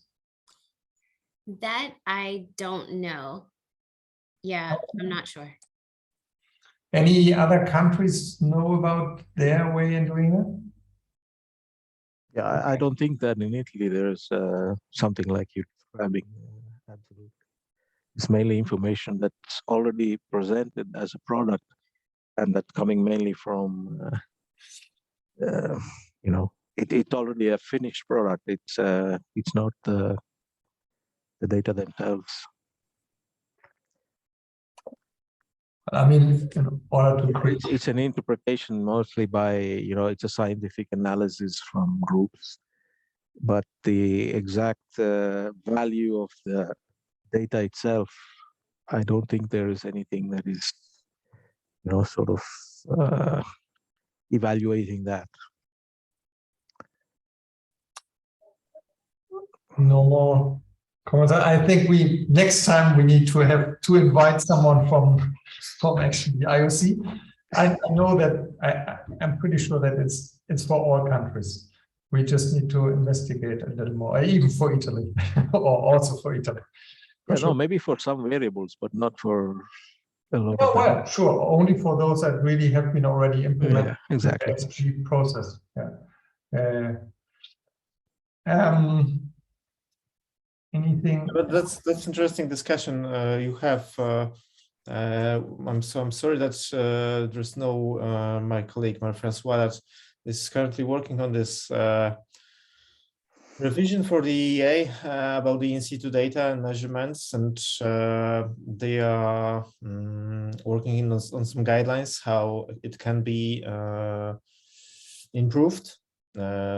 From one hand, sustaining the measurements, because we have multiple databases that first of all are not sustained, which means there was project, it ended, there's no data following that time. On the other hand, this quality of the data and all of that about the measurements definition, it's what we put under the quality. And yeah, that's interesting discussion. I should follow up with Marie-François about that topic, and we may see where is that project actually, and that's not really the EA recommendations that can be put on the European level. that can help with the national within the Europe. But that's a long process. And in terms of the specific fields, like particular measurements of particular variables, I guess that's even longer, and that's something that needs to be somehow vocabularized. Mm-hmm. But maybe the impetus is come from other areas, like, for example, satellite monitoring, Earth monitoring from space and so on, where they have sensors, and then there's a need for, in some way quantifying uncertainties and so on. And so then there is a push there because there's a lot of money invested in space, for example. And if you need the sensors to work, you need, some kind of metrology. So you have pushes in here and there that comes because there is a need from something outside. Let's say the main oceanographic community. It means it comes from areas that are outside our community, and for specific things. For example, I know for SSD and the cryosphere and so on, but it's mainly fueled by new sensors that are going, so it's all pushed by things from outside and not from inside. Yep. Yeah, Rob, please. I think on a lot of what you're saying and everything, I mean, I'm not a scientist, I'm a calibrations manager. And I think what you've got in metrology, oceanography, I think what you've got is this whole missed part of your uncertainties and your accuracies. All of the measurements you do come back to the instrumentation that you're using, how good it is, how well it's been checked, how well it's been maintained. And to be quite honest, I started in mainstream calibration 28 years ago. And coming into oceanography, I find that there's this whole missing area of any of your instrumentation when it gets sent away, of having any type of accreditation background. I know you've got traceable to national standards. I know about NIST. We've got it over here, but the ISO 17025 is an accredited calibration for, or an accredited ISO file, which accredits calibration labs as well as other things. When a calibration lab gets accredited by the ISO, they have to prove what uncertainties they're claiming. And to be quite honest, I've seen a lot of manufacturers in the oceanography side that are claiming uncertainties, but they've actually got no backup and no accreditation to say that that is 100% true. There's several manufacturers that claim certain uncertainties for CTDs that there's no proof of that. They've got nothing to prove it. There's no accreditation, but the scientists and everybody else accept it and go along with it. And you're creating papers, records, documents from stuff that actually has no basis of accreditation. I fully agree. I think it has to do with scientists will not spend a lifetime in, evaluating exactly what you said. I'm a scientist and I exactly do what information, use the information that is available to me. Right? So if I would need, if I would need to know an uncertainty, I will either follow some guidelines which outline to me how to estimate an uncertainty. And then the worst case, I will just use the uncertainty that comes from the manufacturer with an instrument, maybe considering also, the time dependence or something like that. But that's it, right? Because only halfway it is my business. When I then try to estimate, say, the uncertainty that results for the product that I'm creating, a scientific product that I'm creating from the data, then of course I need to reconsider that. But I think it has to do with that it's not clear who is actually in charge for what you were just saying. Well, I think that's the thing. You need to put something, everybody needs to stop working independently and start and pull together and get all of this changed. Because I've seen in the mainstream world where pharmaceutical companies have had paperwork thrown out the window, and you know, they've written all these big reports and everything, and they've been thrown out the window because they cannot prove their uncertainties. So each lot of uncertainty comes from where the instrument was before.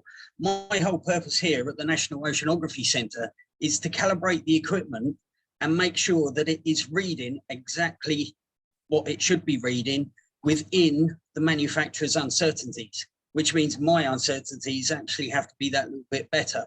Now that can be traced all the way back, and it proves that the instrument is reading what it's reading. To use a manufacturer's uncertainty on a unit that you've had for 2 years proves nothing at all. You don't know how good that unit is or isn't. Sure. Yeah. Sure. Yeah, the question is also whether we can still permit ourselves the luxury of disregarding this in the age of global data. The fact that we work, if you're working on a single project, on a single, you collect your data and then you do your study and that's it. But it's no longer that way. Now, all data is open to everyone. And this means that, as long as, if the data you're collecting is for a single purpose and, all the uncertainty and accuracy, it's all limited to that.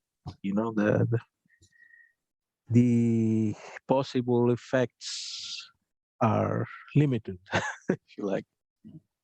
But in the age of global data and information exchange, can we still permit that luxury of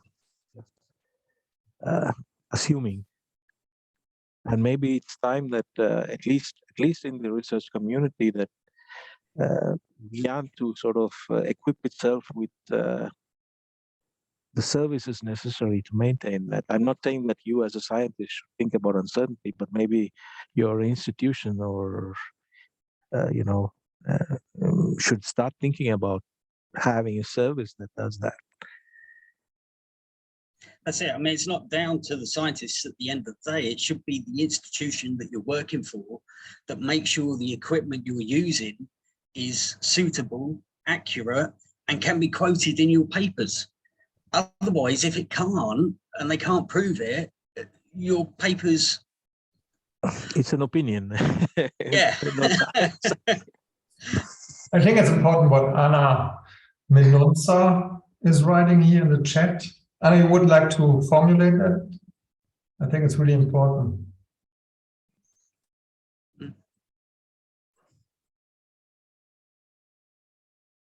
Well, okay, so really it is about this, we should define standards of uncertainty calculations. And indeed, I have to say that from the ocean best practices perspective, if you look into the guidelines on how to write best practice, there is a standard and important section that you have to include the way you estimate uncertainties for a certain measurement with a sensor X, Y, Z, and also what it means, that also is important to realize what it means if you leave out certain things, like you do not have reference material, right? So how to estimate now an uncertainty, which is of course much larger than the uncertainty if you would have reference material, I assume at least. And that all needs to be part of these best practices that are being created. And yeah, thanks, Anna. No worries. I'll have to say that that's another thing that we've noticed in some of our conversations is that sometimes what people report as uncertainty is really just repeatability of one measurement. It's not all of the sources. And so this is why, like, as we're moving forward with the secondary reference material production, we want to make sure even that those places that are producing those reference materials that other people will use, that they include all of their sources of uncertainty. So yeah, I did put a question in there because I'm not as familiar with how, for example, ISO works, but do you think that there's a need for some sort of technical committee under that framework that can help provide guidance, especially for those ocean sensor manufacturers, to help develop protocols to ensure that, you know, what they're reporting is actually how they are operating? Yeah, I mean, there are other ISOs that actually cover the manufacture of ocean research equipment and that. But it's the whole fact that the manufacturers aren't going down that line because the end users aren't forcing them to. They're going, okay, they say it does this, it must do that. And then you get the guys like me that are in the middle of the two, and we go, actually, no. So yes, it needs to come back to the manufacturers and for the manufacturers to change it. And that's only going to happen if the end users and the middle people like me, we all actually get and force it. Now with ISO, the one I've mentioned is the 17025, which comes into effect of extra bits, and it forces me to actually prove my uncertainties. I've been working on the one for one of my temperature probes. That's taken me 3 days to complete that. Okay, at the end of that, when they come to assess it, they look at it and they go, yeah, great, you've got that uncertainty, you've got proof for it, you've got all the data you need for it, you've got the traceability. That's what a lot of the manufacturers haven't got. And that's what needs to be in place, because otherwise I've seen accuracies written down as initial accuracy. Now, to me, on my years of doing it, initial accuracy means day one of it being made and checked, it meets that. After that, it doesn't. But it's used as an accuracy by everybody, and they continually quote it as being this accurate. But it has that extra word that nobody uses, which is initial. So the moment it's checked and calibrated, it meets that accuracy. After that, it doesn't, which means as soon as it, yeah, it's like we have car MOTs in the UK, you know, to make sure the cars are roadworthy. Well, that's only actually valid whilst it's in the test centre. Because when you go outside of that, you can bump and knock and everything else. And the same can happen with any sensor. You can drop it, you can knock it. It all shifts them. So there needs to be something more in the metrology and oceanography work. Because there's not at the moment. Manufacturers are making it because that's what they think people want. From experience, temperature and humidity monitors. Now, the world standard for that, I think, is about plus or minus 1% RH. But manufacturers are making units that read 0.001%. Why read 0.001% when the best accuracy of the unit is 1%? Again, it's not being made for the people that are using it. It's what the manufacturers think that you need. And, you know, it needs to change. You need to tell them what you need and make sure they start doing it. Yeah, and there's a further problem, because when you start talking about third-party instruments, that is instruments that are bought from someone and then, you know, put on something else. For example, from personal experience, a CTD on a glider, a temperature conductivity probe on a glider. We tested one a long time ago. I won't give you the name of the manufacturers to avoid. Okay, and it was not responding to the specifications, and so I wrote to the manufacturer of the CTD, and the answer I got was the information on the data sheet that's provided with the glider. It refers to the specifications when the unit goes out of the laboratory. But when it goes to the glider manufacturer, who interfaces it with his electronic system and then runs it on the glider, no one knows, you know. And the answer I got was, consider 3 sigma. And, Yeah, I mean, you see?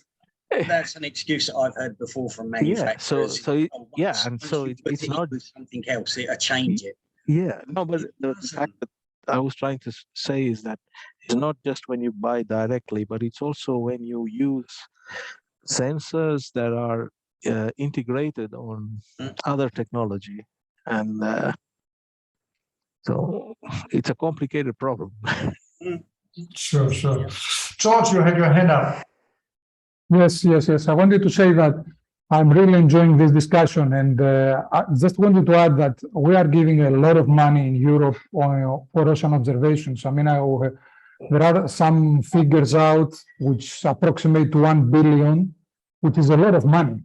And this discussion that we are having here is something that I think should escalate. I know it's not going to make some people comfortable, will make them very uncomfortable, but we have to bring this issue up again and again because, okay, 25 years ago when we started here in Crete taking measurements, the real challenge is to take measurements. You didn't ask things about quality and stuff like that because you didn't know if the sensor would have power or at the end of the day you would be able to recover it.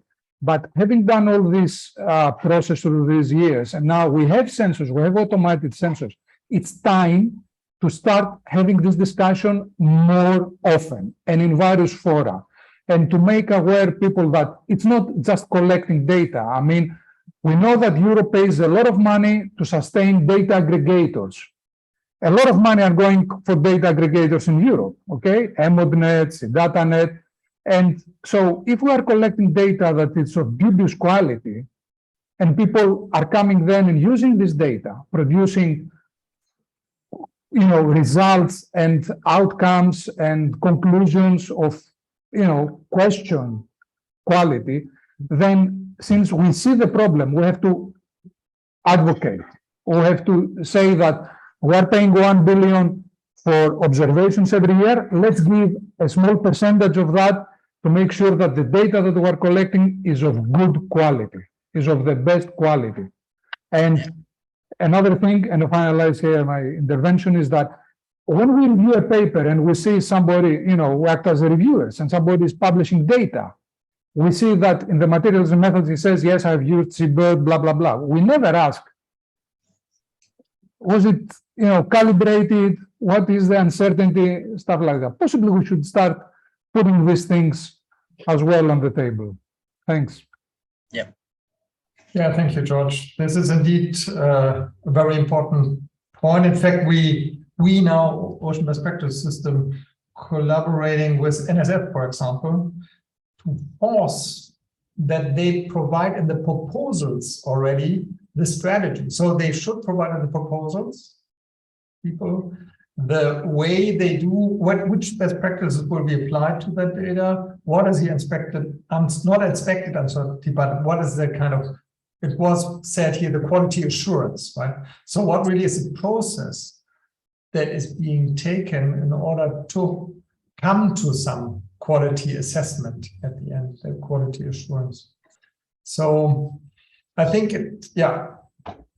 this is exactly, the little things that organizations need to promote, need to bring into, spread into the communities that are organized under these organizations. And well, I think it completely is correct. And that's very good that we see all the dimension of ocean observing, the enormous value that is in ocean observing. And it is really the reuse of the data, which has the biggest value. And that reuse automatically has to go with uncertainty, with all that estimates. Otherwise, it's not being usable. I would also like to move to another topic that has been raised here, and that is how to exchange information. So we heard about examples of co-development, meetings, the meetings that have been done, for example, for the carbon reference material, and developing practices, So I wonder, and Piotr, for example, he showed us this diagram of the different versioning of documents. And I wonder if you have any ideas about what you could recommend or not recommend, which may be really difficult things to use for remote collaboration, I would call it. Well, a simple thing that would be a sort of a forum for people working on, in metrology. The problem there is, where do you keep it, and who supports it? You see. But even a simple forum where, if there's you start talking to people, maybe even the people who are here today, and one of us has a problem and is not very sure, you post it, or you set up a meeting, and you resolve a problem. So it's a real way of trying to solve difficulties. You get the people together, but you need some kind of space, some kind of mechanism, platform where people can meet. And it can be something like social media, something, anything, a Facebook page. But what I'm saying is that you need a common some space, which is which people know about, and the people who are doing this kind of work can sort of link. Yeah, I think you're right, Rajesh. Just start with something simple. Yeah. You got Facebook, you got other media outlets. Start with something simple. Start bringing everybody in, and then you can come up with, a group that are in authority over it all. Yeah, it's also because. Well, okay. So I would like to interrupt you because Piotr, he had his hand up, and I would like to have his opinion. Yeah, that's okay that you mentioned it, this kind of ad hoc sharing, because this is probably something different from sharing some constant results or having the hub of the long-term series of the data. So reversing the order from this long-term series perspective, well, there are some initiatives, at least several that I know, that are aimed to collect that kind of information, and particularly about the marine environment. They are happy to host reliable data, whatever it means, and there are also initiatives. I mentioned WaterML. Currently, the work of the WaterML interoperability is more about the land water and some coastal, but that's something that is also evolving. And yeah, I'm not I shouldn't go into details of the measurement itself because it's not something I can talk about. But if we talk about the expression of that, yeah, that's something that is revised from time to time, and the traceability from this observation data side, including the provenance of that data and the procedure that was used for that. That's something that we recognize as a gap, and that's why this WaterML is being updated, and that's something that we are also working in some of the other projects. So I'm here, for example, you mentioned funding. I'm here because of my involvement in the Iliad Digital Twin of the Ocean project, the European one, that's also working on the ocean information model, and we hope to have some kind of quality included in that. That will be that information model defined in the RDF, and that's something that will be exchanged also between. If we come back to the ad hoc sharing of that data, wouldn't it be a solution to have that on some kind of research environment, sharing infrastructure like Jupyter hubs and this kind of entities? or GitHub can be used, of course. Yeah. Sure, GitHub. I know of effort that used GitHub, so you really have a traceable. Well, in GDocs you also have that. GitHub seem to be more. It's better to really allocate duties to individual subtasks. That's easier than or different than doing it in Google Drive. Yes, and it's quite sustainable. So we are also working on the validation. Yeah. So that's the other thing that I'm giving the floor. Yeah, please, Maribel. Yeah, regarding this place where we can all gather, this was also discussed in the Metrology forum last week, and the problem here is who is responsible of that. At the end is resources. You also need someone that is taking care that this is working and inviting everyone that has to be there. So I think the key here is to select who has that role of creating that forum. Can be whatever platform, but who is in charge of that is the oceanography community, meteorology community, something that is not from above of both of them. So I think that's a difficult question. Someone has to do it, but who? Yeah, so there is, I don't know if you know that there's Protocol.io, which is an international, I think it's even a commercial site that is actually doing that, supports the collaboration on protocols, mainly used by biologists and also in medicine research, and yeah. But at a certain point, it starts to cost something. It's a bit yeah. But it might be interesting also to define what is required for such a platform. I agree that one could start with a forum. Again, an example from OBPS. We had a forum for many, many years, and it was not really used, right? I think it is a good way, a forum is a good way if you are already a community and you would like to communicate. Then you can use a forum because you know each other and you can use that for exchange. But it is really difficult to open up a forum to the globe in order to collaborate on a certain topic, which I believe is what also we want to do, right? We want to understand what the community wants, not only what a few experts want, but really having the review process, for example, for SOPs that are being created, how to open that to the community for review. That cannot be through a forum. It will never work. And that, yeah, I'm looking more for like this kind of modern solutions, maybe. But yeah, you have to start somewhere, Johan. So you know, from the point of view of instrumentation and calibration and things like that, the practical problems are instrumental in the sense that okay, maybe Rob has a probe or from a manufacturer that he has never handled before, but I've handled it, you know, and I know very well, I mean, the limits and so on, but that's the first time that he's facing it.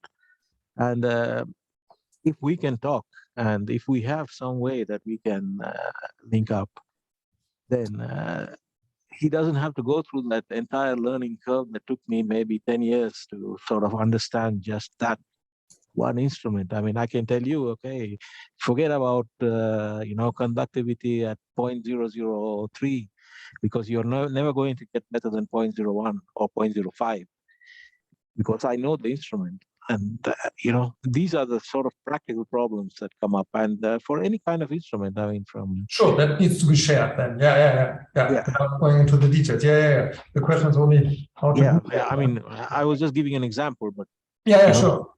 So Maribel, I would like to know, because when you said that, I was immediately thinking that, for example, a European body like CDataNet or like EMODNet, isn't it that they could, for example, provide such a platform, could take on the responsibility? At the end, it is data, what we're talking about, even if that is information, but this information is also data by itself. And there might be chances to convince those data managers, content managers, actually, it's content of ocean information, I think, to take that on, because they have some, as George, for example, also said, they have some long-term funding, and there's a lot of investment going into this kind of data and information systems. And why not approaching them? Also for international collaboration, right? Not only for European. Yeah, that's a good point. That we haven't thought about the botnet in all this process, because we were more focused on, at least from the IOCCP part now, it was to solve this lack of reference materials for the carbon system community, which we never thought of that as being information, but in fact it is best practices how to create this. So that could be an approach to try to find the regional kind of institutions, but I think I still we need something that is international, because from the discussions we had, I see that each region is doing their own bits and pieces, and if there is nothing that connects all of them, it's really difficult to coordinate efforts. So when I attend different meetings, I discovered that someone else is doing something else that they were not knowing that someone else was doing the same maybe efforts. So it still needs to be something that is not only European or from the US or other region. I think it still needs to some global coordination, and in that sense, we still need to identify who which institution. I see. There need to be a kind of agreement, global agreement to, for example, charge something like AMONet with such a task. I fully understand that. It shouldn't be a European only, but it can be a European that hosts actually this information portal, but is sacrificed by the globe. And IOCCP, as an international organization, or IOC, could actually be the entity that does that say, well, please use this information portal for that purpose. That it might be an interesting discussion to follow up on that. Yeah, Piotr, you also had raised your hand again. Sorry, Rajev, but please, Rajesh. Come on. Please. Yeah. So I was just wondering, maybe use the Google's model. You have regional. I don't know. This is a question for George. For example, the EOS. I mean, it's backed by the Marine Board, right? So if you can, I mean, if it's possible to present the need, and maybe in this way secure some kind of funding, like in the US, you have the IUs and so on. These are all funded by at the national level from institutional funding, right, in some way or the other. And then, it's more or less what Goose does. You have Goose, and then you have the regional Gooses and so on. Yeah, that could be, but I think, as Johanna said, we need to have a long discussion in this at various levels to see what we really need and prioritize, because in the past we have been discussing ideas like to set up something like ACT, Alliance for Coastal Technology, they have in the States, with fixed budgets and so on. So this is a discussion. It's good that we're discussing the problem and we must continue, but it will take some time until from our brainstorming, we have first thing, second, third, and a fully fledged, let's say, roadmap. Yeah, so what I wanted just to add two things is in particular, probably in many of those projects, there is kind of policy mapping activity that we also have in that mentioned Iliad project that could be somehow helpful, and that maybe that's another touch point that we have between those projects like Minke and Iliad, because we found it actually quite hard to recognize who is responsible for the ideas of digital twin of the oceans in Europe, and we have several entities that are responsible for that now. So I guess that's a matter of creating this kind of snowball that could engage more and more people, and maybe we should just identify those flag initiatives that we are trying to engage in that. So I put also the Geo Blue Planet initiatives that part of the group of observation that's kind of impactful community that can help in that. And probably there are plenty of those, but that's yeah, as you mentioned, long term, and so we need to map that that entities probably. Okay, thanks, Bill. So I think we are already over the allocated time, and I wonder if there's anything urgent that somebody needs to add here. If that not as the case, then I would like to thank again all the speakers, the presenters, and all of you for the interesting discussions and your contributions to that. And I really have the feeling that we came a bit further, right? I have a much better understanding of the problem now, I think, and also of the solutions that are actually already out there. The solution to the problem, best practices versus standards, and how to bring the two together. And the speakers, I would like to remind that they sent me their presentations. They will be there already on the recordings, but it is nicer to, of course, have them as individual presentations for later reference. Well, and other than that, I think thanks a lot again, and I hope to see you all soon at other occasions. And I hope you will also further enjoy the Ocean Best Practices workshop this year. Thank you all. Thank you. Thank you, Johannes. Bye. Thank you. Bye. Thank you. Bye. Bye.